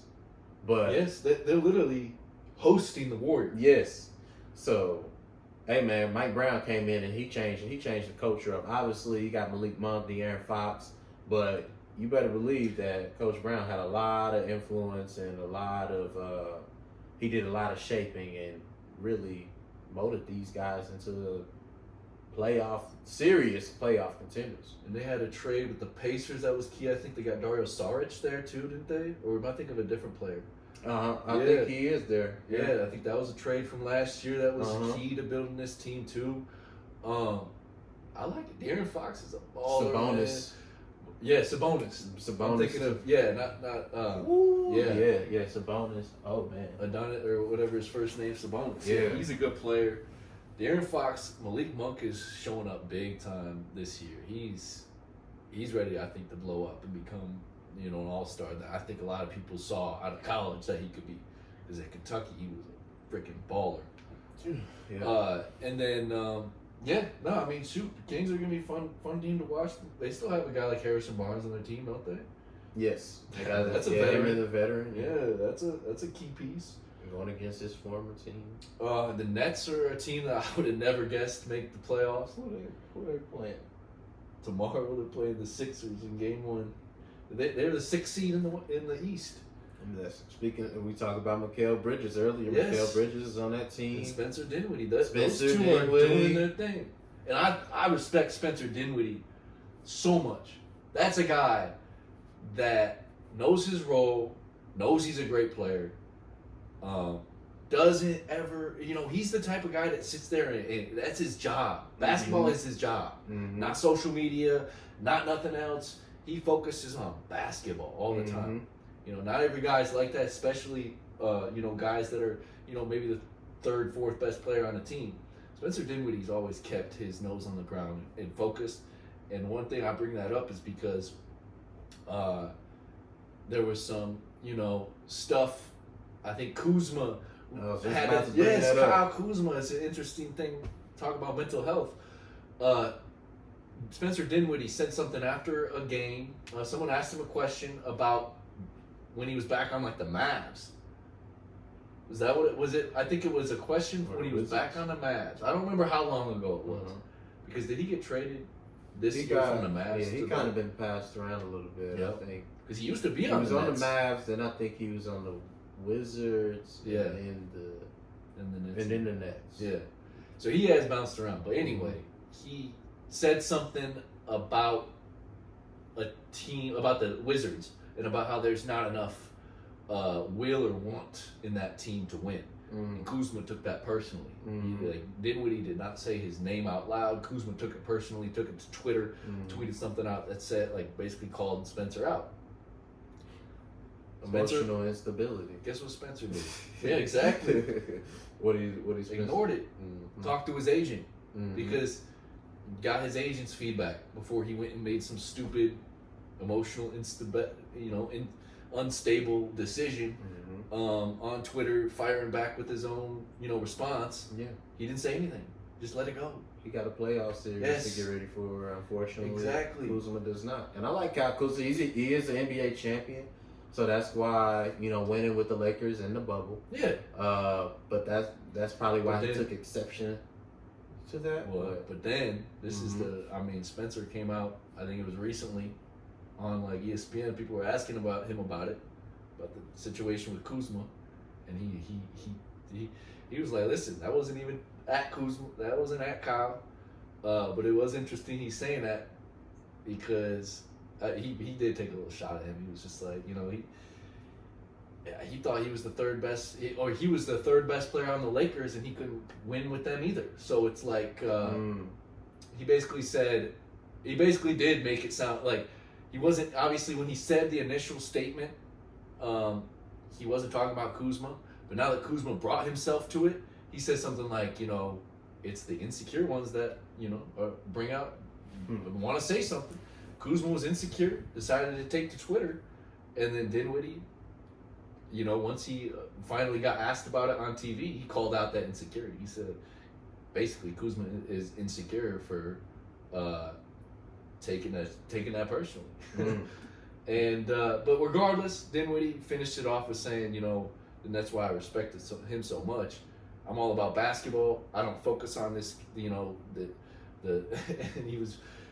the only thing I wish he would have added, he was like, some guys in the league focus on other things. He mentioned that. Some guys in the league focus on other things outside of basketball. Speaking of Kuzma, a guy that's dated a lot of women, that, are out in the public light. You don't hear about Dinwiddie dating the Kardashians. But anyway, he did say that, and he wasn't even pointing out Kuzma directly with that statement, but he was calling out, I think, some NBA players subtly saying, you know, there's plenty of guys that, you know, get to work, like Spencer Dinwiddie and LeBron James, the guys that focus on basketball, put the work in and the time in, and make stuff happen on the court. Right. And there's another portion of guys that are real talented, but they're kind of going with the motions. Right. They're not taking training super seriously. They're Yeah. not in practice getting holding guys accountable and making sure that they're a leader on their team. Right. Things that are so important to winning, and Very why important. the Nets or where they're at, you know, with a Yeah. team like with Spencer Dinwiddie and Mikal Bridges were able to hold that together. Yeah. Because that's two guys in the gym focusing, Oh yeah. going out and winning games, Mhm. and that's what it takes. Because you don't need to have a team full of stars. You That's can true. still win if you have guys that are focused on the mission at hand. Yeah, that's true, bro. Yeah, you touched on a lot, and I did think the Kyle Kuzma and Spencer Dinwiddie situation was interesting. And I saw Kuzma's tweets. I didn't hear what Spencer Dinwiddie said back. But yeah, man, they were teammates. They were on the Washington Wizards together. So Spencer Dinwiddie, you know, saw what he saw firsthand. So, and Kyle Kuzma probably suspected that Spencer was talking about him, and then they go into a back and forth. But you know what?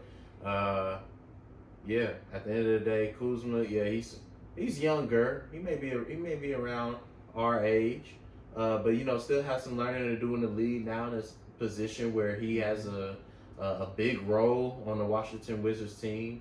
Spencer Dinwiddie, listen, a vet, very, very good player. You know, has a big role on this Brooklyn Nets team, and is getting ready for a huge round one playoff series against the Sixers, you said? So, yeah, bro, I mean, it's unfortunate that two good players like that, you know, are at each other's heads. But you know what? It does raise a good conversation, you know? Like, you definitely, listen, the mentality definitely separates the good from the great. Obviously, these are all professional athletes. They're at the highest level. They're the best basketball players in the world. But the ones who play winning basketball year after year versus the ones who are kind of spotty and, you, like you mentioned, don't take care of their body as much, don't do the little things to make sure they're put in position to play winning basketball every year. Yep. The difference between good and the great is up here. The mind, the mental, because it's hard as heck. You got all this money, you living in a big house, and you got to be disciplined and trained. You know, you got access to everything, or you gotta, you got all this money and you got to be disciplined on what you eat, your nutrition. You know, but you can afford to eat anything. The stuff that you love, like it takes a lot, and the mind drives, you know, our decision making. The mind drives, you know, what we do or what we do not do. So I think that was the point that Spencer Dinwiddie was trying to make, was like some guys just care about stuff aside, too many things outside of basketball, which leads them to not be as disciplined as they need to be to play winning basketball each year. Yep. So, I mean, hey man, yeah, hopefully they can squash it somehow, but he brings up an interesting point. I'm trying to pull up right now. I know I've been a little distracting over here. I want to pull up because I think it's a good thing. Like what Spencer said, I want to get it right. And here we go. He sort of came at you and you said they're not trying to play winning basketball. He responds on Twitter. The funny thing is they don't play winning basketball. But you didn't do anything else on Twitter. Do you have a response now that it's been some time? Oh man, didn't I just say I was petty? Yeah, I know. Yes, please. So here's the thing, right? And obviously I spent some time in DC with Kuz. What's that thing Draymond just said where he said insecurity is loud? Yep. So basically here's what happened, right?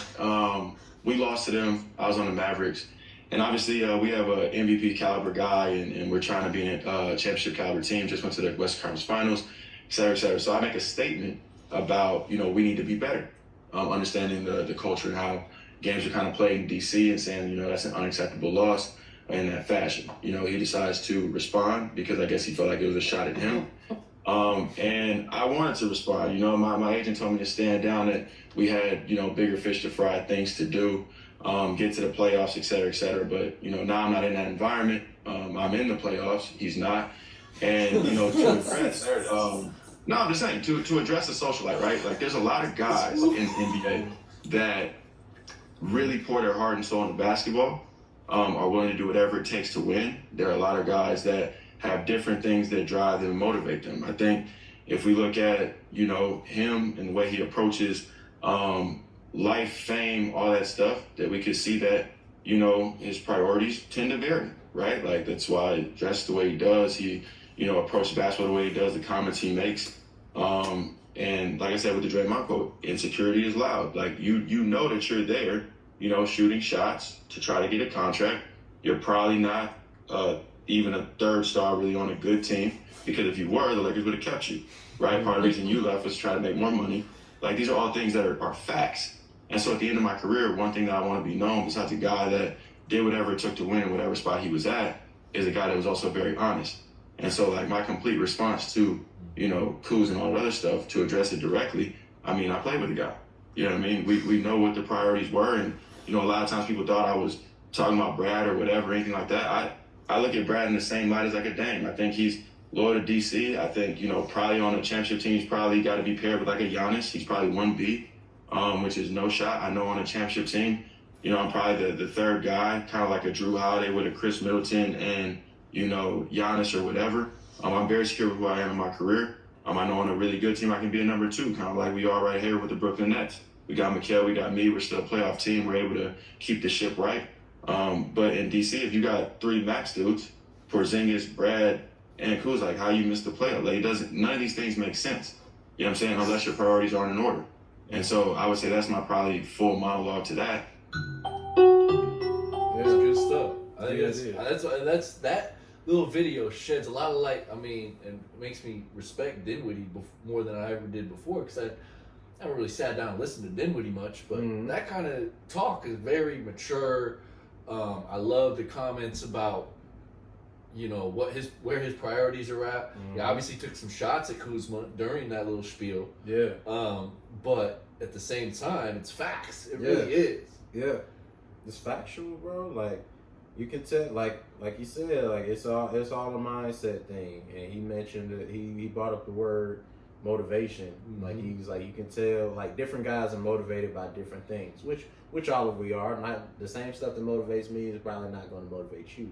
But I think what he meant was, like, a lot of people will go to great lengths to play winning basketball because they understand how much goes into being in a position to play winning basketball year after year after year. And in his opinion, he didn't feel like a lot of people on the Washington, a lot of players on the Wizards had that mentality to where they were going to, sacrifice some things off the court so they can help their team get in a position to be in the playoffs, to play winning basketball.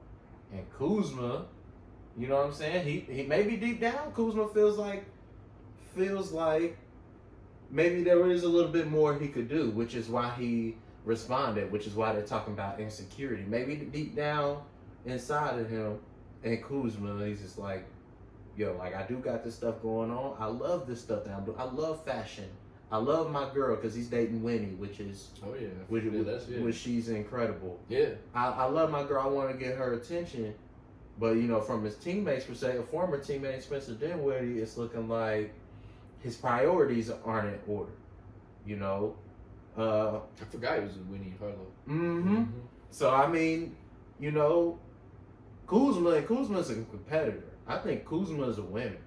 I think next season, maybe, I like Kuzma paired with Bradley Beal, paired with Porzingis. They could do some things. But Spencer did bring up a good point. How do you got 3 max players on your team and y'all don't make the playoffs? Something is not adding up. And he was there. He saw firsthand. He probably could have said more but didn't say it. Yeah. You know what I mean? So, yes, man, like, you got to be driven. You got to make sacrifices. You got to put in the necessary work to be in the playoffs, and see what the Nets do. I mean, I don't think they get past the Sixers because that's a tough matchup. We're talking about we're talking about James Harden, Joel Embiid, and Harris. What's his first name? I forgot. Tobias. Mm-hmm. Yeah, that's a good squad. It's been with each other for now a few years. Mm-hmm. They're gonna have a chance to make a run, but I mean, kudos to the Nets for even making the playoffs. That's right. I mean, and making something out of the season that seemed to be lost once they traded people. You know, once they traded their stars, Kyrie and Kevin Durant.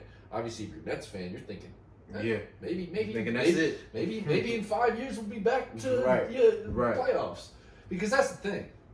I mean, I'm a Piston fan craving the playoffs. You know, it's almost been 10 years since they made the playoffs. They got a decent squad of some young guys, but clearly it's not enough. Right. Something maybe they're not focusing enough on what they need to do on the court. I know it's a young team, so it's a little different, but the Nets aren't full of stars. I mean, I almost would argue Pistons at this point might have more talent than the Brooklyn Nets, but the Brooklyn Nets have that experience, which is so important, and a guy like Spencer Dinwiddie and Mikal Bridges, who is underrated, who's finally, I think, going to start getting some of his flowers that he deserves as being an elite player in the league. So most efficient player I've probably seen play. Most efficient and consistent player that I've seen, dude.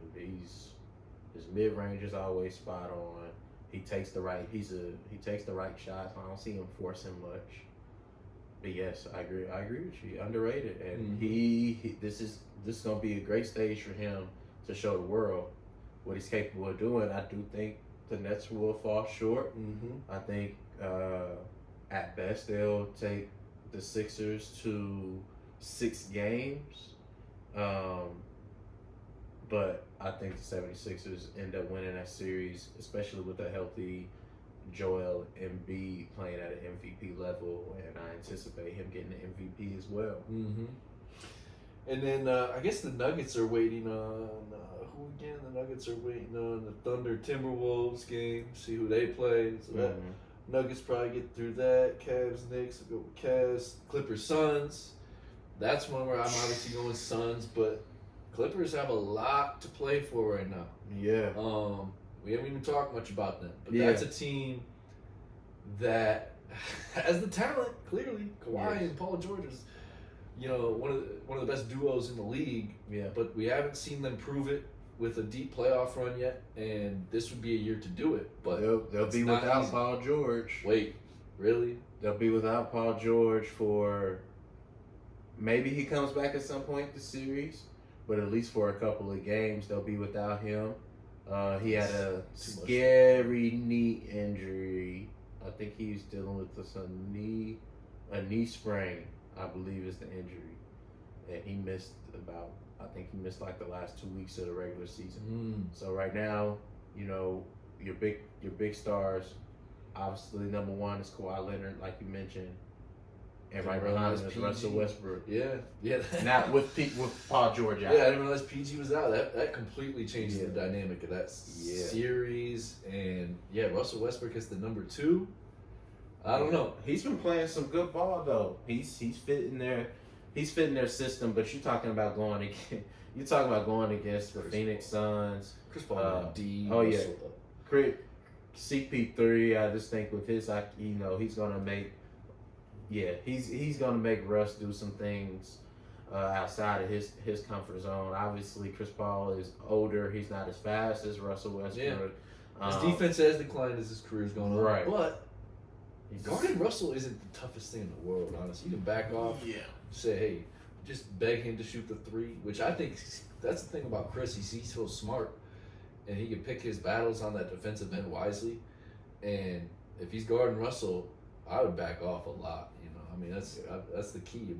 Make Russell shoot it. It'll be that one. That series is. I think it'll be good. I don't think the Suns are going to destroy them. Good storylines in there. You got KD versus Russ going on. Their history with each other. I don't think there's any bad blood there.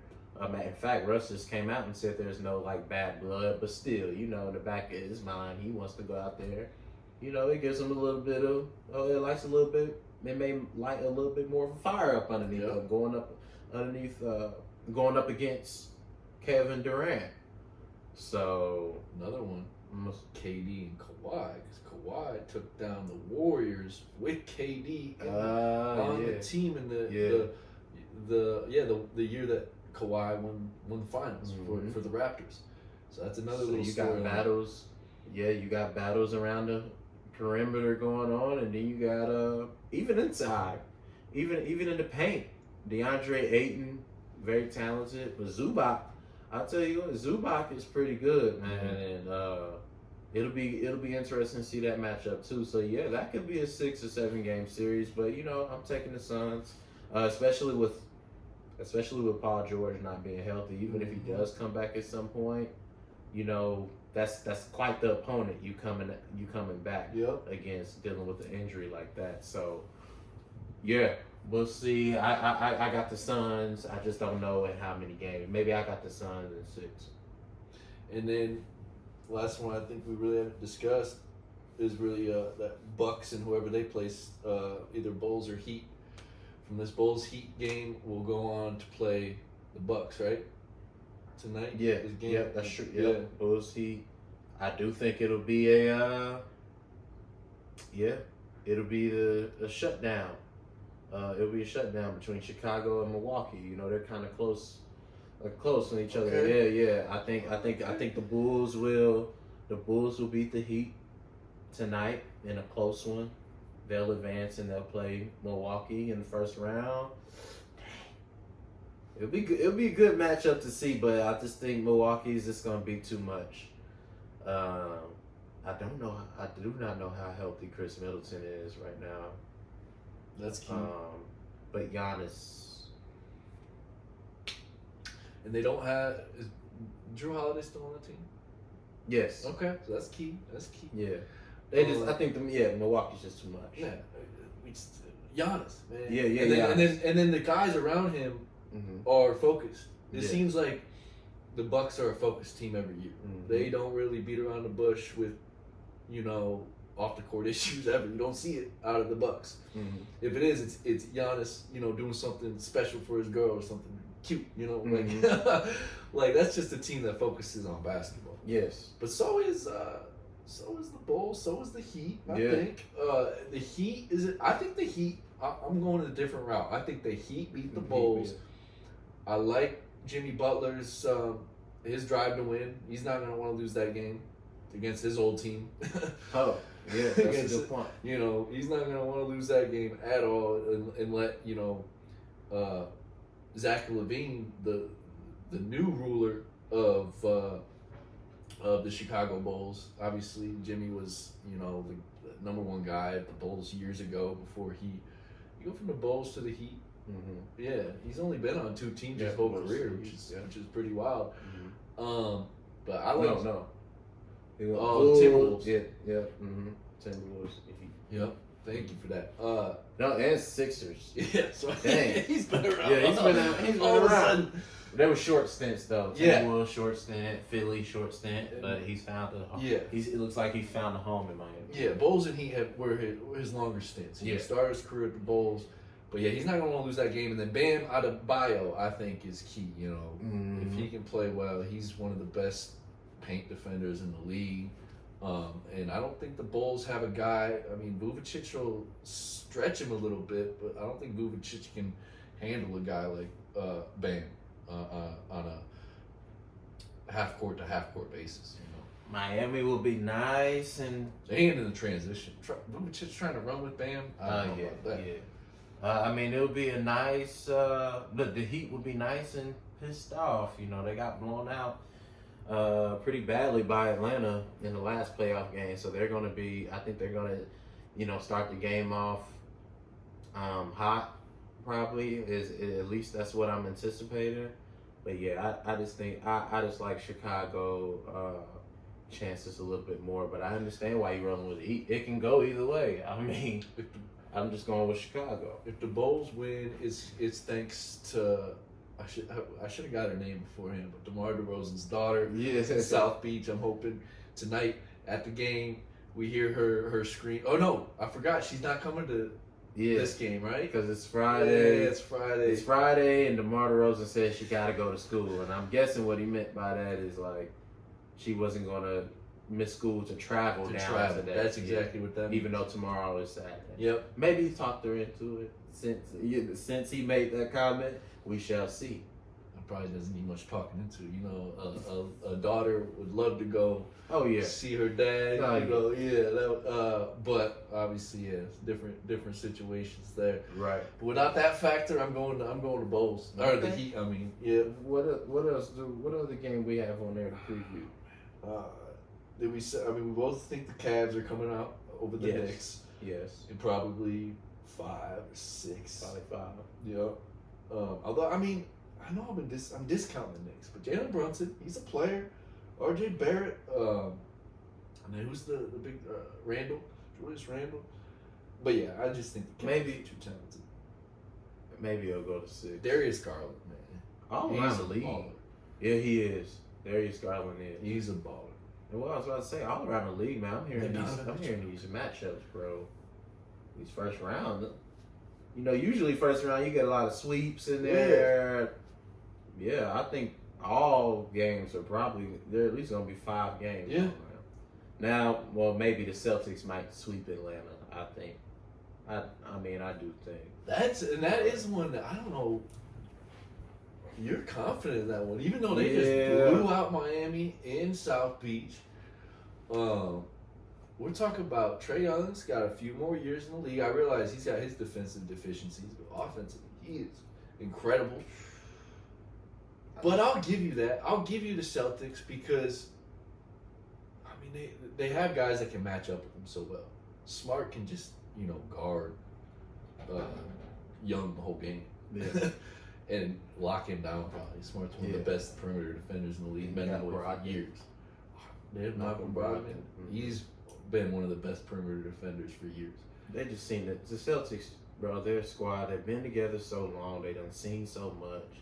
Look, they've been together making deep Eastern Conference runs since 2018.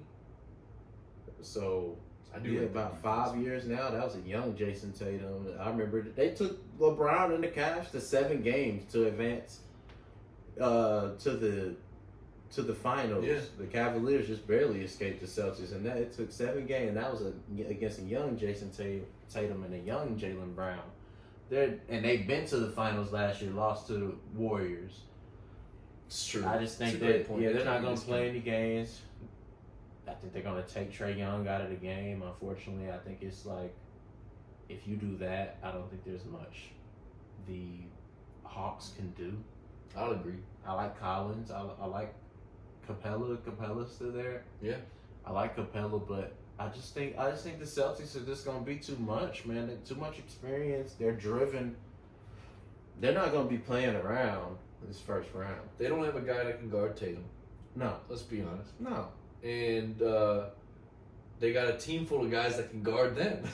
Yeah. Like, that's one thing I do love about the Celtics. I didn't realize Brogdon was there. That's a key perimeter defender. Jaylen Brown's been a great defender his whole Yeah. career. Yeah. Tatum's no slouch, and he's got length as Yeah. a defender.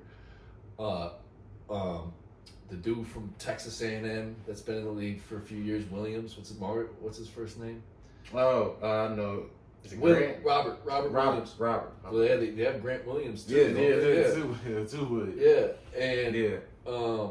Robert Williams is a key piece down low that I think will be able to match up with like Capella. Okay. Oh, he's back healthy too. Is Robert Williams? No. Oh, probably not. I just remember earlier on Probably in not the the year. other one that keeps up better. Yeah. Let's see. They don't have Al Horford is a Sixer now, right? No, Horford. Is he a Sixer? Horford's still a Celtics. Is he really? Yeah. Okay. Let me confirm that. Robert Williams. Yeah, Robert Williams is gonna be playing. Yeah. Yep. He's Al Horford is a Celtic. Okay, that's key too. Yeah. He's a veteran. I love Al Horford. Grew up- Playing against his former team. Yeah, Grand Ledge. Atlanta. Shout out Grand Ledge, Michigan, where Al Horford came out of. About an hour where I grew up. Okay. Yep. Yeah. Al Horford is a Michigan legend for sure. Always loved seeing him play. Obviously, he's getting older, but Robert Williams now stepped in. I think he's a starter, and I like the Celtics. I like them too. Maybe is Atlanta capable of winning a game or two? Yes. Take Trae Young 50-point game though. Yeah, it's going to take that. Yeah, It's going to take that, but and Trae, I think Trae will have some good games, but I think Boston will just be too much. It will be just too much for the Atlanta Hawks to handle. So, who's the Hawks' next best perimeter offensive player? Like, is it? Do I they don't still have Kevin? DeJounte Murray. DeJounte Murray. Mm-hmm. I did see him. He's a baller. He is a baller.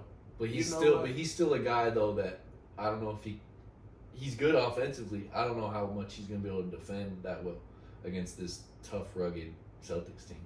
But Dang, maybe am I being too I forgot harsh? about DeJounte. I forgot about him too. And they have Kevin Herter too, who's a great shooter still, right? Yeah.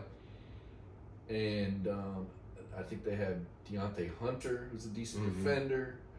But yeah, still not enough. Still, They might win one, but yeah.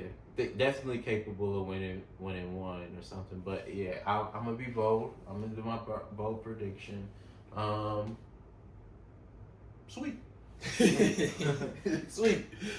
I don't even think that's that too bold, honestly. So no, I think that's definitely fair to say, and I think that covers. I think we're talking about every matchup, which is cool. Mhm. You know. Yeah, that's crazy. We weren't even planning on doing that, but we just going through different matchups and seeing, like, bro, like this is gonna be the play. Yeah, we're in good hands, man. With this NBA playoffs. Yeah, I'm There's excited. no more. There's just no more. Even if it is the case where maybe the West still has more talent, there's just way more parity. Because it used 10 years ago, it was LeBron in the East and then everyone else in the West. Like that was what it was. Yeah. But now we're seeing, LeBron in the West, and he's decided to go to the place where all the best teams, reside, and battling them. Another legacy move, by the way. I think. Yeah, absolutely. I think that was another legacy move. Oh, y'all keep saying the East is weak. Okay, bet. Let me go. Well, it's to the funny West. because the East is still weaker because of that. I mean, Mm. but it's way more parity, but Yeah. the East maybe is weaker than it was before because at least back then, the East had LeBron James, and then for a year had Kawhi Leonard that won him a championship. And Kawhi Leonard then goes to the West. That's Paul true. George goes to the West. And used to be a Pacer. That's true. Like, there's a lot of talent that has come from the East to the West, Mhm. but then the East still has guys like Giannis, Tatum, dudes that are studs. Yes. Probably top 5 players, top 10 players in the league right now. Listen, man, we're gonna be back here. We're gonna be, talking playoffs. I'm sure these are 7-game series, so maybe we're coming back and talking about some of the series that we mentioned. Still, Mhm. I'm pretty sure some good action is gonna occur. A lot of good talking points Yep. that we'll have. So, man, I'm looking forward to talking NBA basketball with Me you. too. Oh, And then the NFL draft, that's at the Yeah. end of the month. We'd like to, talk about K-State and what they got going on into Yeah. the draft. Shoot, since it's relevant, maybe we even dive into who the Chiefs are looking at and possibly drafting and, that's true. the needs that they need to look at, because obviously we've talked about the Chiefs and their Super Bowl run and everything like that. We're Chiefs fans, so stay tuned for that too. I think Yeah. that could be good content. Oh, yeah. NBA, NFL, we're in good hands right now with what we can discuss and how it relates to mental health too. So Chiefs got rid of a lot of guys. Yeah, we definitely have to talk about them. I like the offensive line addition. I don't know. Yeah, we're definitely gonna have. Yeah, man. All right, bro. Hey, I think we talked way longer than I even expected to. All NBA, but this is what happens when Coach Chris and G get together. So we appreciate you listening. Subscribe to our YouTube channel. That helps us, get some outreach and keep listening to us. Appreciate you. Keep that mind right. Keep that That's in mind, important. right? Let's go. Peace. Peace.